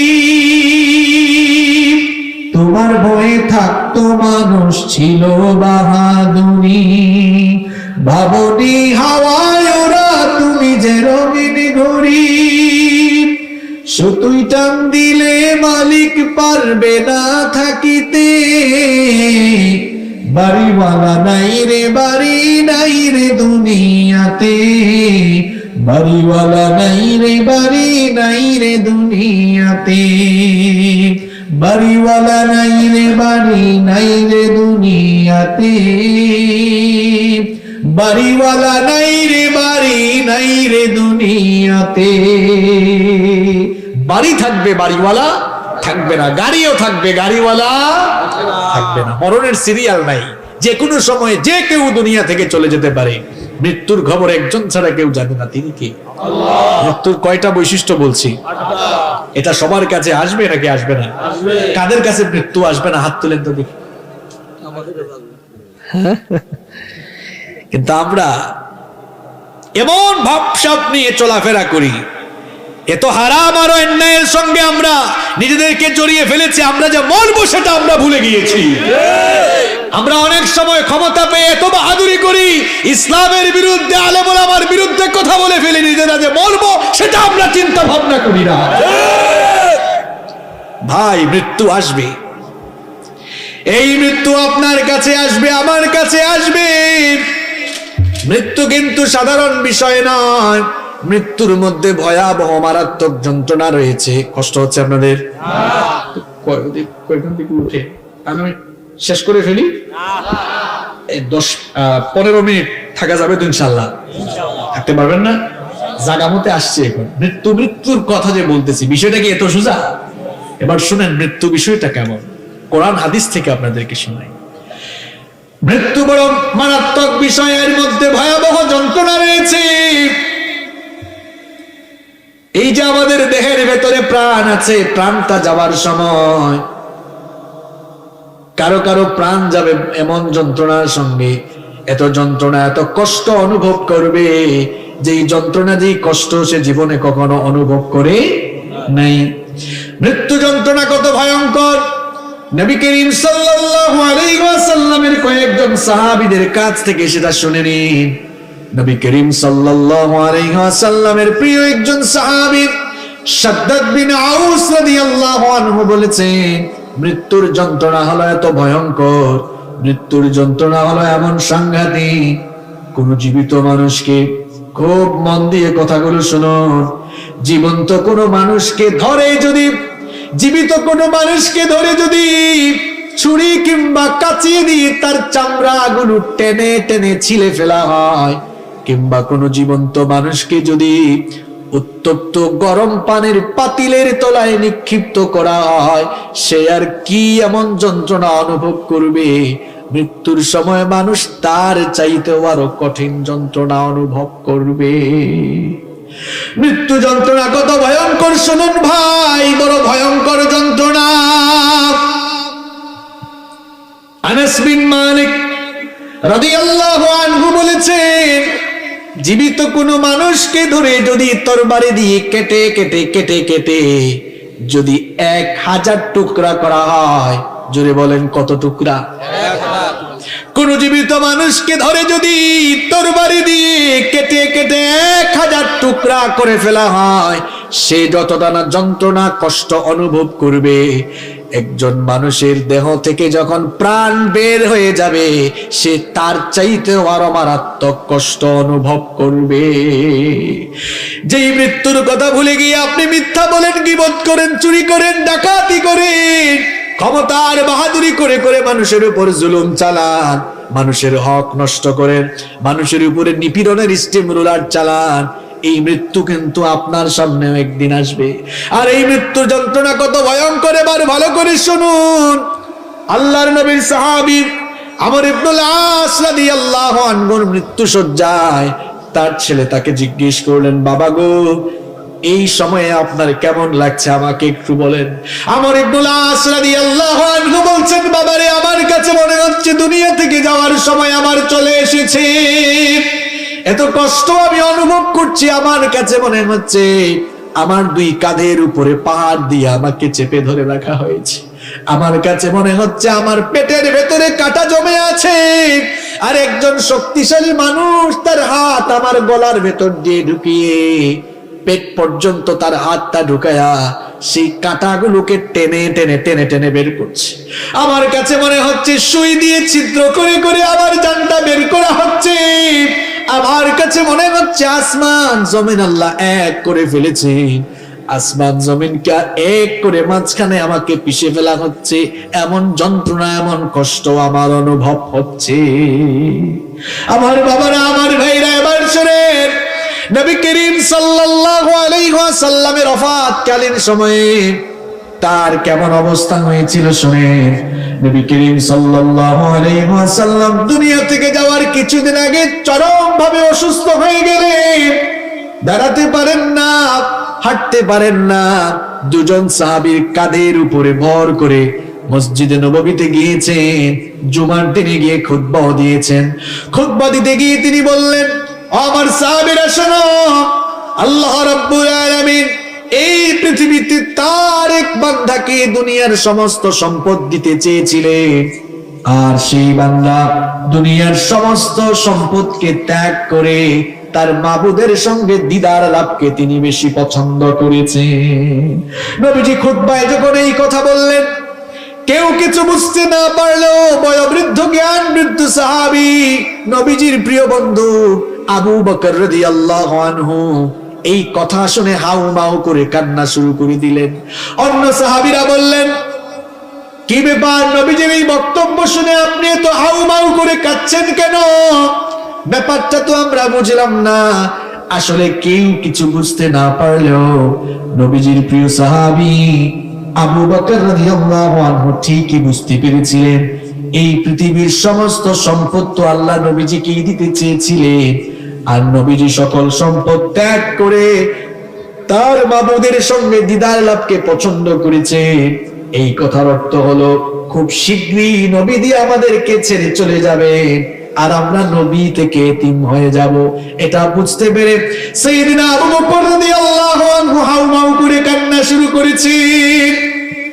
কেউ কিছু বুঝতে না পারলেও আবু বকর রাদিয়াল্লাহু আনহু নবীজির কথার ভাবার্থ মর্মার্থ বুঝে ফেললেন।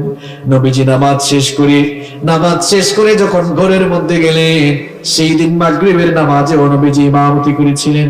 যেই দিন নবীজি দুনিয়া থেকে, সেই দিন মাগরিবের নামাজে নবীজি ইমামতি করেছিলেন। ঘরের মধ্যে যখন গেলেন, নবীজির জ্বরের মাত্রা আরো বেড়ে গেল।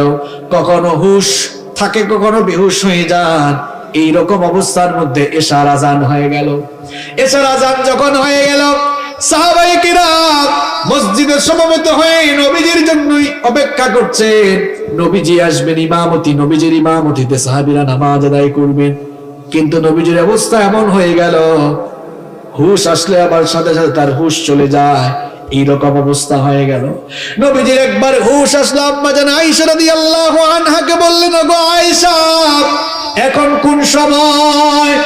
নবীজি বললেন, আয়েশা রাদিয়াল্লাহু আনহা বললেন, ওগো আল্লাহর রাসূল, এশার আযান হয়ে গিয়েছে, সাহাবায়ে কেরাম মসজিদে আপনার জন্য অপেক্ষা করছেন, আপনি যাওয়ার পরে তারা নামাজ শুরু করবেন। এই কথা শুনে নবীজি আম্মা জান আয়েশা রাদিয়াল্লাহু আনহাকে বললেন, আয়েশা গো, পানি নিয়ে আসো। আম্মা জান আয়েশা রাদিয়াল্লাহু আনহা পানি আনতে গেলেন, নবীজি বেহুশ হয়ে গেলেন। আবার যখন নবীজির হুশ আসলো, নবীজি তখন ওযু করলেন। ওযুটা শেষ করে যখন দাঁড়াতে যাবেন, আবার তিনি বেহুশ হয়ে গেলেন। আবার যখন হুশ ফিরল, নবীজি পুনরায় দাঁড়ালেন, দাঁড়িয়ে চেষ্টা করলেন মসজিদে যাওয়ার জন্য, আবারও বেহুশ হয়ে গেলেন। নবীজির যখন হুশ ফিরল, নবীজি বুঝলেন তিনি আর গিয়ে মসজিদে নববীতে ইমামতি করতে পারবেন না। এটা যখন নবীজি বুঝলেন, নবীজি তখন বললেন, আমার সাহাবী আবু বকরকে বলো আমার জায়নামাজে দাঁড়িয়ে যেতে। আমার সাহাবী আবু বকরকে বলো আমার জায়নামাজে দাঁড়িয়ে ইমামতি করার জন্য। এই কথা যখন আবু বকর রাদিয়াল্লাহু আনহুর কানে চলে গেল, এবার আবু বকর রাদিয়াল্লাহু আনহু তিনি নবীজির জায়নামাজে ইমামতিতে দাঁড়িয়ে গেলেন। আবু বকর রাদিয়াল্লাহু আনহু নামাজে ইমামতি করতে গিয়ে চিৎকার করে কান্না শুরু করলেন, আর তার পেছনে সাহাবায়ে কেরাম তারাও হাউমাউ করে কান্না শুরু করলেন। কারণ সাহাবায়ে কেরামের মনের ভেতরে এই ফিলিংস চলে এসেছে, নবীজির জায়নামাজে যেহেতু আবু বকর দাঁড়িয়ে গিয়েছে, তার মানে হলো নবীজির পেছনে নামাজ আদায় করা থেকে আমরা মাহরুম হয়ে গেলাম। নামাজ চলতেছে, ওইদিকে আল্লাহর নবীর হুঁশ ফিরে আসলো। আল্লাহর নবী আম্মা জান আয়েশা রাদিয়াল্লাহু আনহাকে বললেন, আয়েশা গো, আমার সাহাবীরা কি নামাজ শুরু করেছে নাকি? আম্মা জান আয়েশা রাদিয়াল্লাহু আনহা বললেন, আপনার আদেশ মতো আপনার সাহাবী আবু বকর রাদিয়াল্লাহু আনহুর ইমামতিতে মসজিদে নববীতে জামাত শুরু হয়ে গিয়েছে। এই কথা শুনে নবীজির মনটা আনন্দে ভরে উঠল।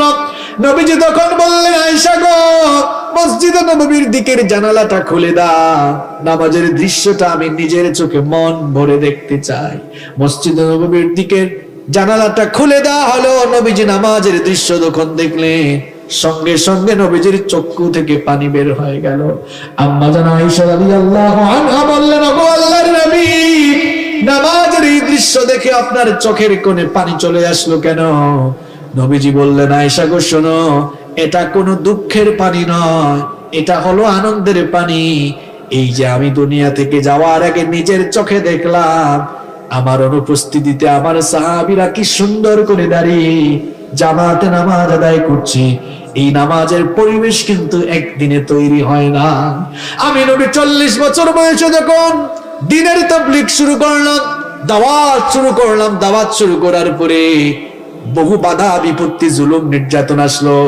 এই বাধা বিপত্তি, ষড়যন্ত্র, চক্রান্ত, জুলুম নির্যাতনের মোকাবেলা করে করে বহু কষ্টে এই পরিবেশটা কিন্তু তৈরি হয়েছে। এই পরিবেশ তৈরির জন্য তায়েফের ময়দানে আমার দান্দান শহীদ হয়েছে, তায়েফের ময়দানে আমি রক্তাক্ত হয়েছি, উহুদের ময়দানে দান্দান মুবারক শহীদ হয়েছে। আমার অসংখ্য সাহাবীদের ত্যাগ আর কুরবানির বিনিময়ে এই সুন্দর পরিবেশ তৈরি হয়েছে। এই দৃশ্য দেখে এই জন্য আমি কাঁদলাম, আমার মনে এই ফিলিংস আসলো, আমি বুঝলাম আমি চলে গেলেও এইভাবে করে আমার সাহাবীরা এবং আমার পরবর্তী উম্মতরা আজান হলে জামাতবদ্ধ হয়ে নামাজ আদায় করবে। সুবহানাল্লাহ তো কইলেন, আজানের নামাজে যান তো আপনারা। যেদিন সোমবার নবীজি দুনিয়া থেকে চলে যান, নবীজির জ্বরের মাত্রা আরো বেড়ে গেল। আম্মা জান আয়েশা রাদিয়াল্লাহু আনহাকে নবীজি বললেন, আয়েশা গো, একটা পাত্রের মধ্যে পানি নিয়ে আসো। আম্মা জান আয়েশা রাদিয়াল্লাহু আনহা একটা পাত্রের মধ্যে পানি নিয়ে আসলেন। নবীজি সেই পাত্রের মধ্যে হাত চুবালেন। পানিতে হাত চুবানোর পরে তার হাতটা ললাট দেশে কপালের মধ্যে তিনি কপাল এবং মুখের মধ্যে তিনি মুছলেন। আর তিনি বলতে লাগলেন, আল্লাহুম্মা আইন্নি আলা গামারাতিল মাউতি ওয়াস সাকরাতিল মাউত। নবীজি বললেন আল্লাহুম্মা আইন্নি আলা গামারাতিল মাউতি ওয়া সাকরাতিল মাউত, ইন্না লিল মাউতি লাসাকরাত। নবীজি বললেন ওগো আল্লাহ, মৃত্যু যন্ত্রণা থেকে আমি পানাহ চাই, কারণ নিশ্চয়ই মৃত্যুর মধ্যে এক ভয়াবহ যন্ত্রণা রয়েছে। আমার ভাইরা, এই মৃত্যু আমাদের সামনে আসবে কিনা বলেন? সবাই বলেন আসবে কিনা? কষ্ট হচ্ছে আপনাদের? আমি শেষ পয়েন্টটা বলে আলোচনা শেষ করি। মৃত্যুর যন্ত্রণা সাধারণত 3 ধরনের হয়। কয় ধরনের হয়? 3 ধরনের। কয় ধরনের? সবাই তো আমরা বলবো, কে কিভাবে দুনিয়া থেকে যাবে আমরা কেউ জানি না, তবে মৃত্যুর যন্ত্রণার 3টা ধরন আছে। এই 3 পদ্ধতিতেই সবাই দুনিয়া থেকে যাবে।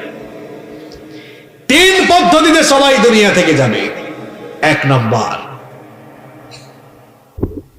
নাফরমান, পাপিষ্ঠ, বেঈমান, এদের মৃত্যুকালীন সময়ে যন্ত্রণা একরকম হবে। 2 নাম্বার, ইমানদার, নেককার, নামাজি, আল্লাহওয়ালা, দিনদার মানুষের মৃত্যু যন্ত্রণা আরেক রকম হবে।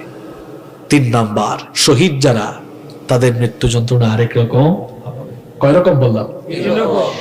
প্রথমেই শুনেন, পাপিষ্ঠ যারা, গুনাহগার যারা, জাহান্নামী যারা, মৃত্যুকালীন সময়ে তাদের অবস্থা কেমন হবে? হাদিস শরীফের মধ্যে নবীজি সব বলে গিয়েছেন। আজান হয়ে গেলে কিছু মানুষ নামাজে যায় না, এরকম আছে না নাই? নামাজের খবর নাই, সারাদিন মিথ্যা বলে বলে জবানটা নাপাক করে ফেলেছে। গীবত করতে করতে, চুগলখুরি করতে করতে নিজের জবানটাকে নাপাক করে ফেলেছে। সুদ খেতে খেতে নিজের জীবনকে নষ্ট করে ফেলেছে, আছে না নাই? অনেক জায়গায় গেলে বলে হুজুর সুদের ওয়াজ করেন, আমি বলি সুদের আবার কি ওয়াজ? একটা হাদিসই তো হেদায়েতের জন্য যথেষ্ট। নবীজি বলেছেন সুদের 70টিরও বেশি গুনাহ আছে, তার মধ্যে সর্বনিম্ন গুনাহ হলো নিজের মায়ের সঙ্গে জেনা করা। এর ওয়াজ তার জন্য। এই রকম অন্যায় করতে করতে, পাপ করতে করতে নিজেদের জীবনটাকে যারা বরবাদ করে ফেলেছে, মৃত্যু তো সবার কাছেই আসবে নাকি আসবে না? এই লোকগুলোর যখন মৃত্যুর সময় চলে আসবে, মালাকুল মাউত জাহান্নাম থেকে একদল ফেরেশতা নিয়ে তার কাছে আগমন করবেন। তার কাছে আগমন করে মালাকুল মাউত বলবেন, ইয়া আইয়াতুহান নাফসুল খাবিথা, হে অপবিত্র আত্মা, পাপিষ্ঠ আত্মা, উখরুজি ইলা সাখাতিন মিনাল্লাহি ওয়া গাদাব, আল্লাহর অসন্তুষ্টি আর আল্লাহর গজবের উদ্দেশ্যে বের হয়ে আসো। এই কথা বলার পর ফাতাফাররাকা ফি জাসাদি, ওই গুনাহগার পাপিষ্ঠ জাহান্নামে লোকটার শরীরটা চূর্ণ বিচূর্ণ হয়ে যেতে থাকবে। মালাকুল মাউতকে যখন পাপিষ্ঠগুলো মালাকুল মাউতের ভয়ঙ্কর চেহারা যখন দেখবে, চক্ষুগুলো মোটা হয়ে যাবে। দেখবেন কিছু মানুষ যখন মারা যায়, চক্ষুগুলো কেমন মোটা করে ফেলে।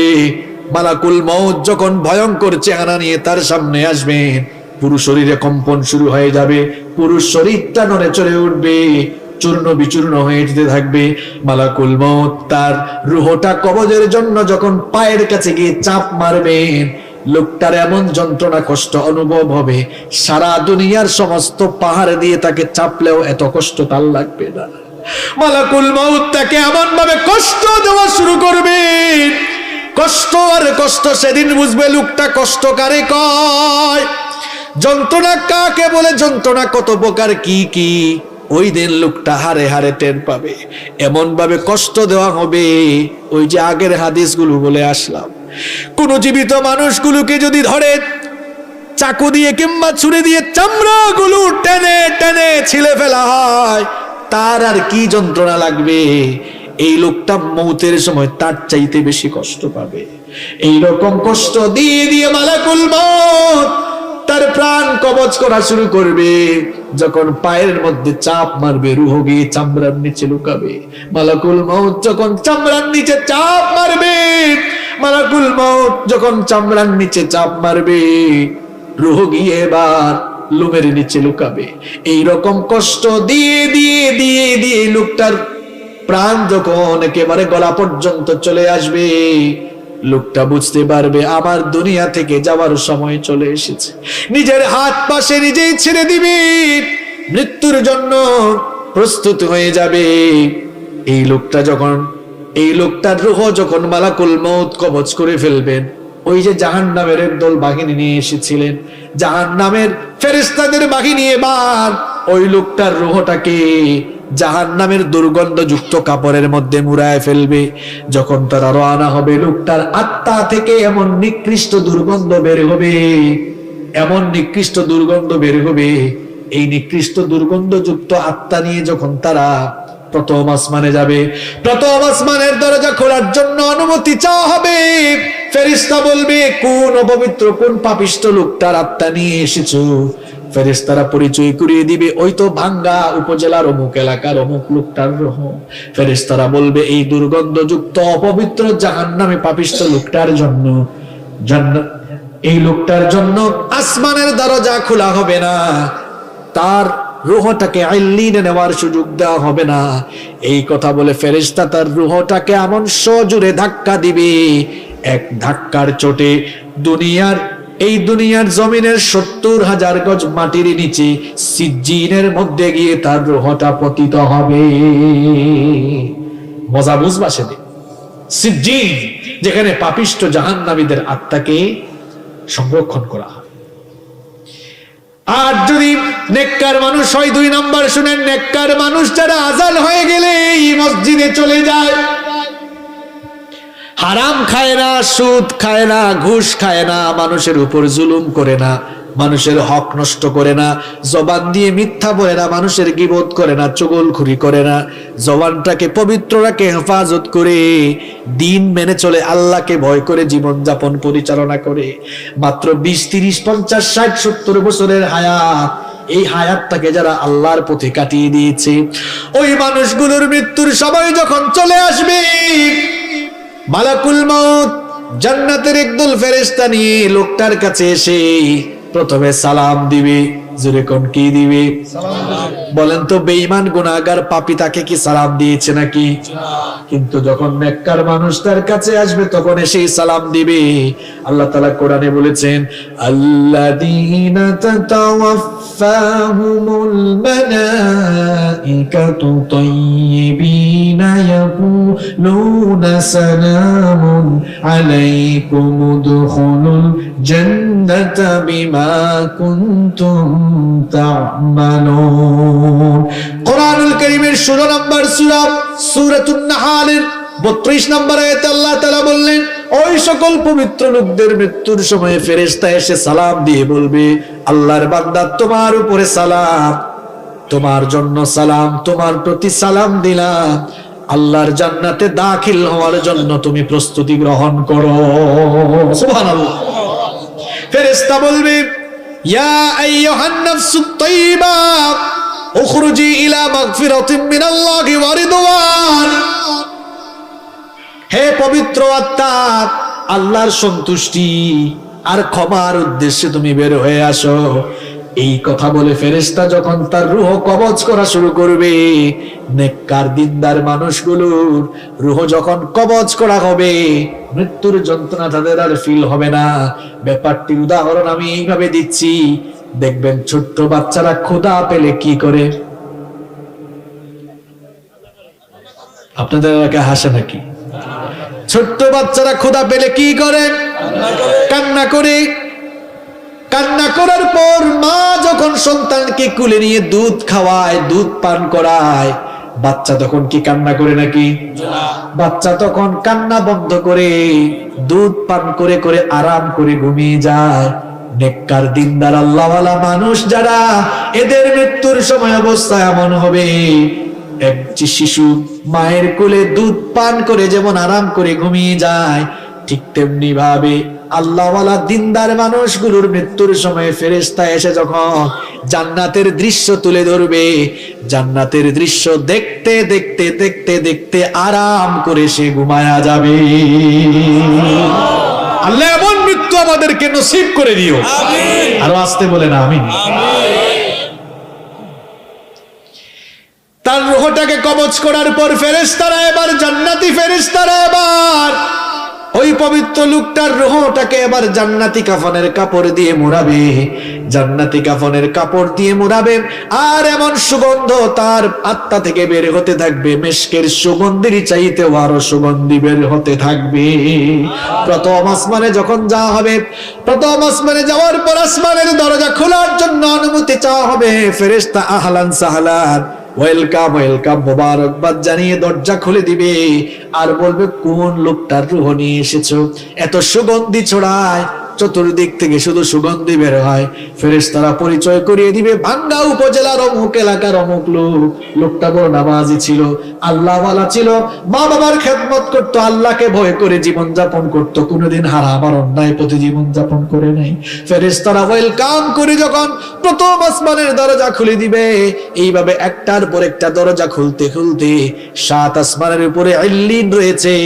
ইল্লিন হচ্ছে আল্লাহওয়ালা, মুত্তাকি, পরহেজগার, জান্নাতি মানুষদের রূহ সংরক্ষণ করার জায়গা।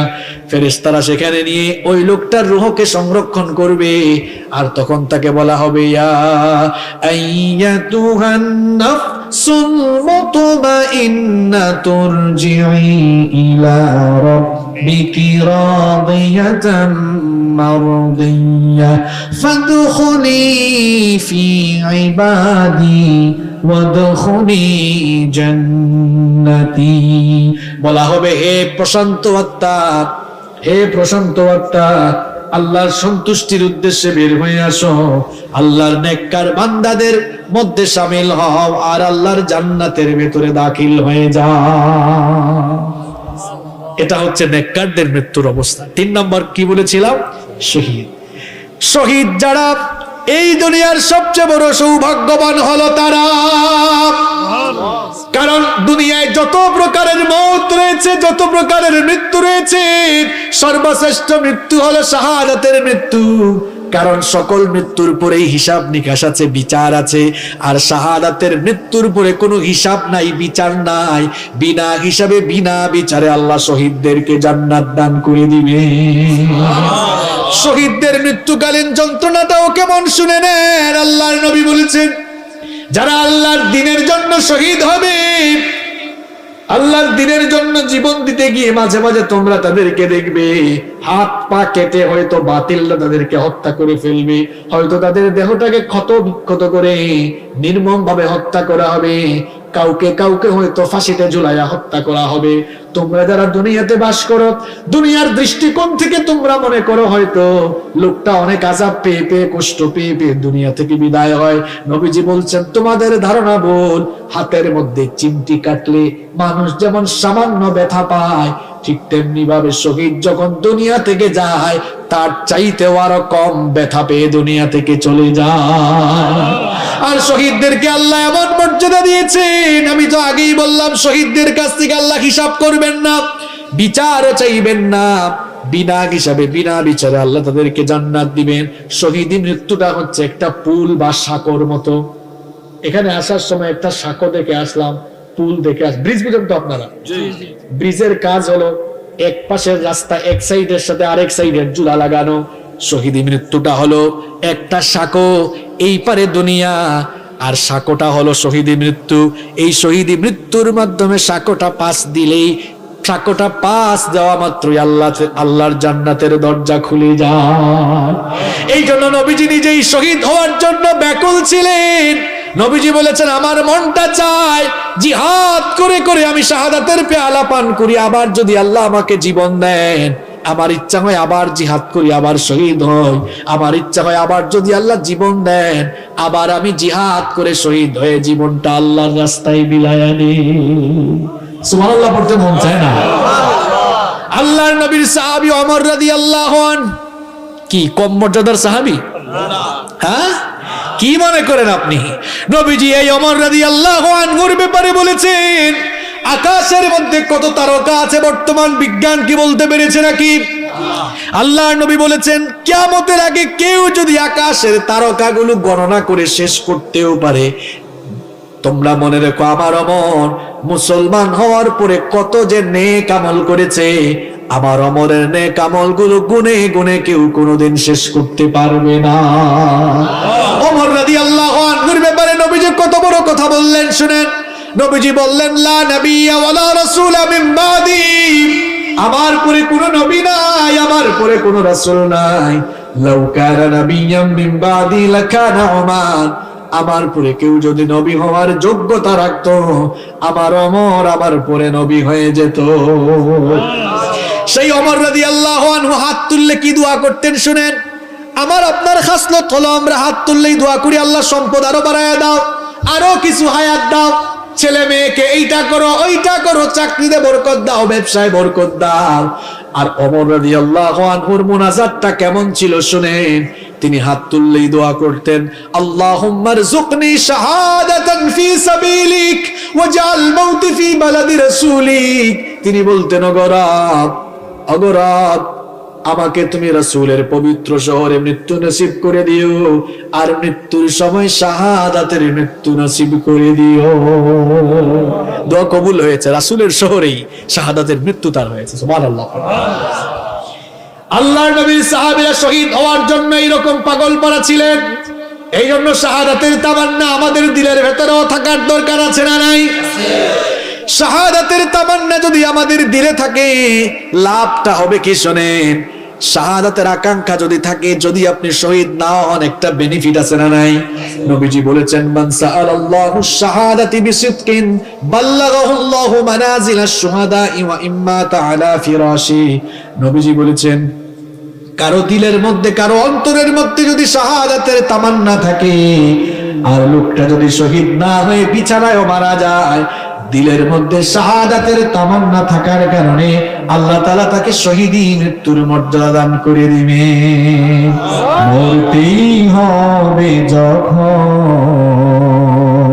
শহীদী মরণ দিও আমাকে, শাহাদাত জানি শুধুই জীবন, সে জীবন দিও আমাকে।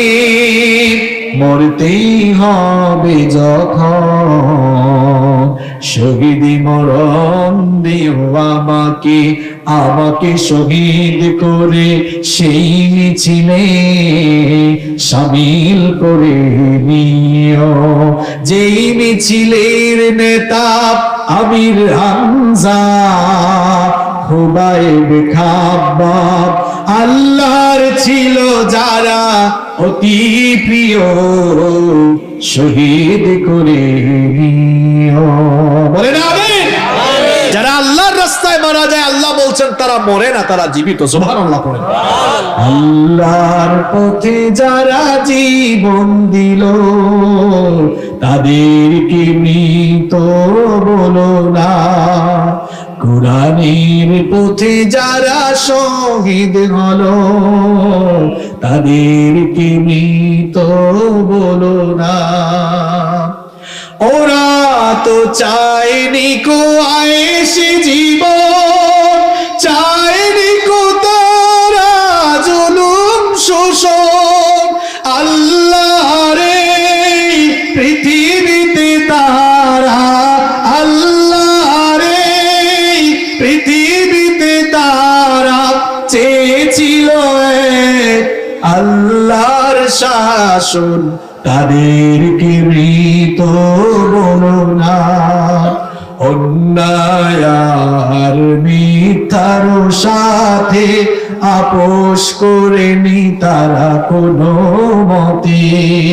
লাল তাজা খুন ঢেলে দিয়ে গেছে এই নগরী, এই রাজপথে। মৃত্যু তাদের কাছে নয় তো মৃত্যু আরেক নাম নবজীবনে। হে খোদা মৃত্যু এই বাসনা, হে খোদা মৃত্যু এই বাসনা। দাও অন্তরে সব মুমিনের, তাদেরকে মৃত বলো না। আল্লাহর পথে যারা জীবন দিল, তাদেরকে মৃত বলো না। নিষেধ করেছেন কি? নিষেধ করেছেন কে? এই মৃত্যু আমাদের কাছে আসবে না? মৃত্যুর বৈশিষ্ট্য আর মৃত্যু যন্ত্রণার ধরন বললাম।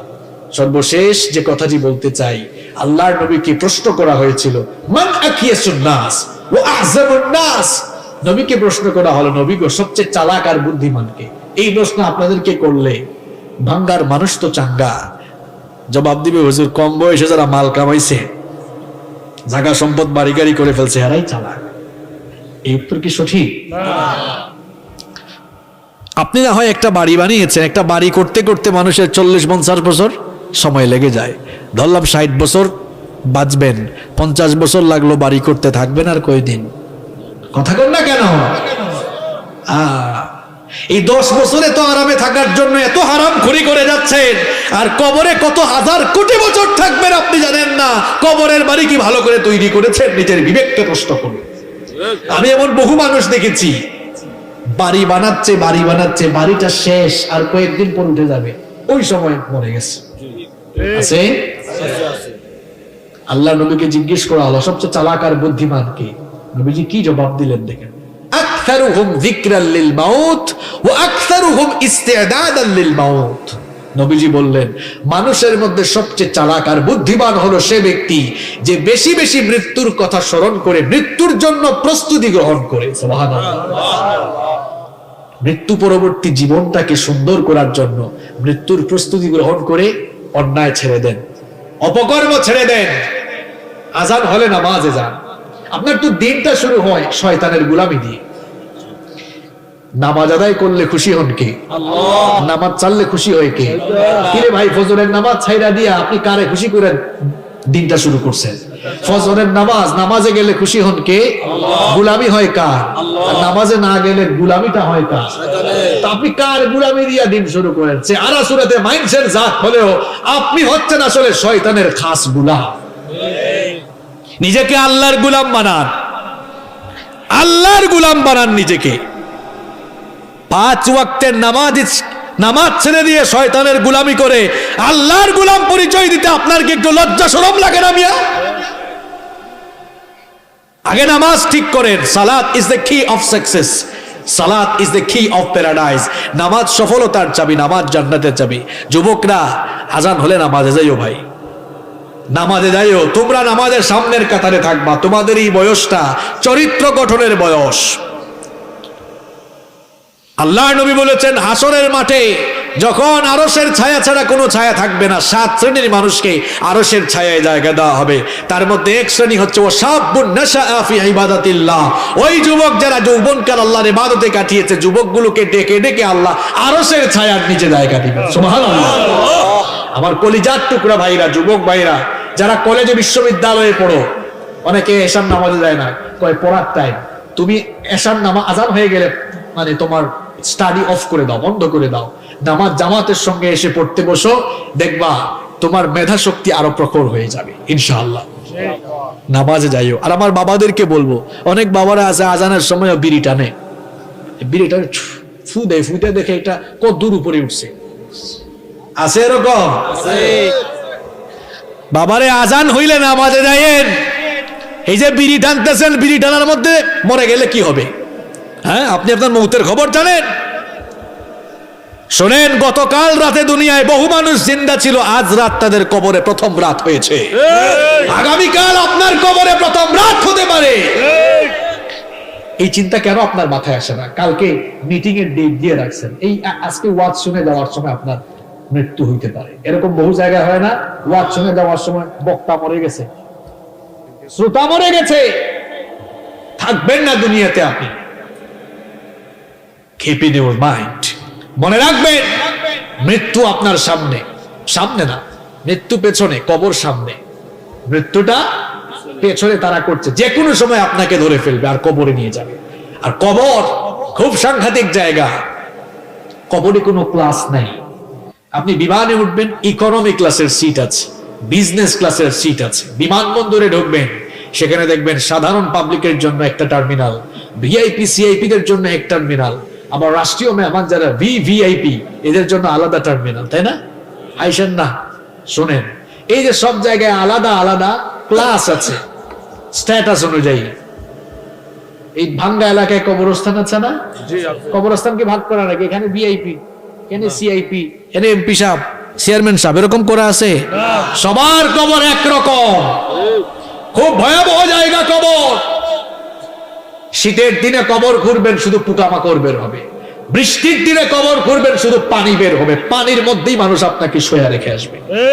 ভয়াবহ জায়গা। আলো নাই, বাতি নাই, সাথী নাই, নরম বিছানা নাই। এই মাটির উপরে আপনি চলাফেরা করে আল্লাহর নাফরমানি করছেন। মনে রাখবেন, মরার পরে এই কবর আপনার সাথে ভয়াবহ আচরণ শুরু করবে। আপনাকে রেখে আপনার ছেলে, আপনার বউ, বাচ্চা সব শেষ, একা হয়ে যাবেন আপনি। এই কবরের মাটি এমন আচরণ শুরু করবে, খোদাদ্রোহী আর আল্লাহর বিধানের বিপরীত জীবন পরিচালনা করলে, যে মাটির উপরে চলাফেরা করে মানুষের উপর জুলুম করেছেন, ওই মাটি কিন্তু আপনাকে ধরবে। আর বেশি দিন নাই, কিন্তু আর বেশি দিন নাই, সময় খুব সংক্ষিপ্ত। এই কবরে রাখার পরে কবরের দুই পাশের মাটি আপনাকে এমন ভাবে চেপে ধরবে, এক পাশের পাঁজর গিয়ে অন্য পাশের পাঁজরে এমনে ঢুকবে। কি ভয়ানক পরিস্থিতি! আল্লাহর নবী বলেছেন, কবরটা হয় কারো জন্য রাউদাতুম মির রিয়াদিল জান্নাহ, জান্নাতের বাগান, আও হুফরাতুম মিন হুফারিন নার, অথবা জাহান্নামের গর্ত হয়ে যাবে। কয়দিন থাকবেন আপনি দুনিয়ায়? মানুষের হায়াত বাড়ে না কমে? হ্যাঁ, চলে গেছে, অনেক সময় চলে গেছে। তওবা করুন, তওবা করে বাড়িতে যান। আজকে যে মৃত্যুর কথা বললাম, এই মৃত্যুর ভয়টা, মৃত্যুর ভয় না, মৃত্যুর চিন্তাটা নিয়ে আসেন ভেতরে। শোনেন, কেন মৃত্যুর কথা বললাম আজকে? এই একটা জিনিস, মৃত্যুর চিন্তা যার মাথায় আছে সে অন্যায় করতে পারে না, এ হারাম খাইতে পারে না। সুদের টাকা নিয়ে আসলে বলবে, ভাই রে আমি মরে যাব। মানুষের জায়গা জমি দখল করবে না ক্ষমতা পাই। ভাই, যারা একটু ক্ষমতা পেয়ে মানুষের জায়গা জমি দখল করছেন, কবরে আপনি কত বিঘা জায়গা নিয়ে যেতে পারবেন? নিজের বিবেককে প্রশ্ন করুন। মিয়া, বহু জায়গায় জমি তো দখল করছেন আপনি, কতটুকু জায়গা নিয়ে যাবেন? 3.5 হাত জায়গা মাত্র আছে আপনার জন্য। মৃত্যুর কথা স্মরণ করে আসুন, অন্যায় অপকর্ম ছেড়ে দিই, আর মৃত্যু পরবর্তী জীবনের জন্য আমল করে যাই। আল্লাহ তৌফিক দান করুন।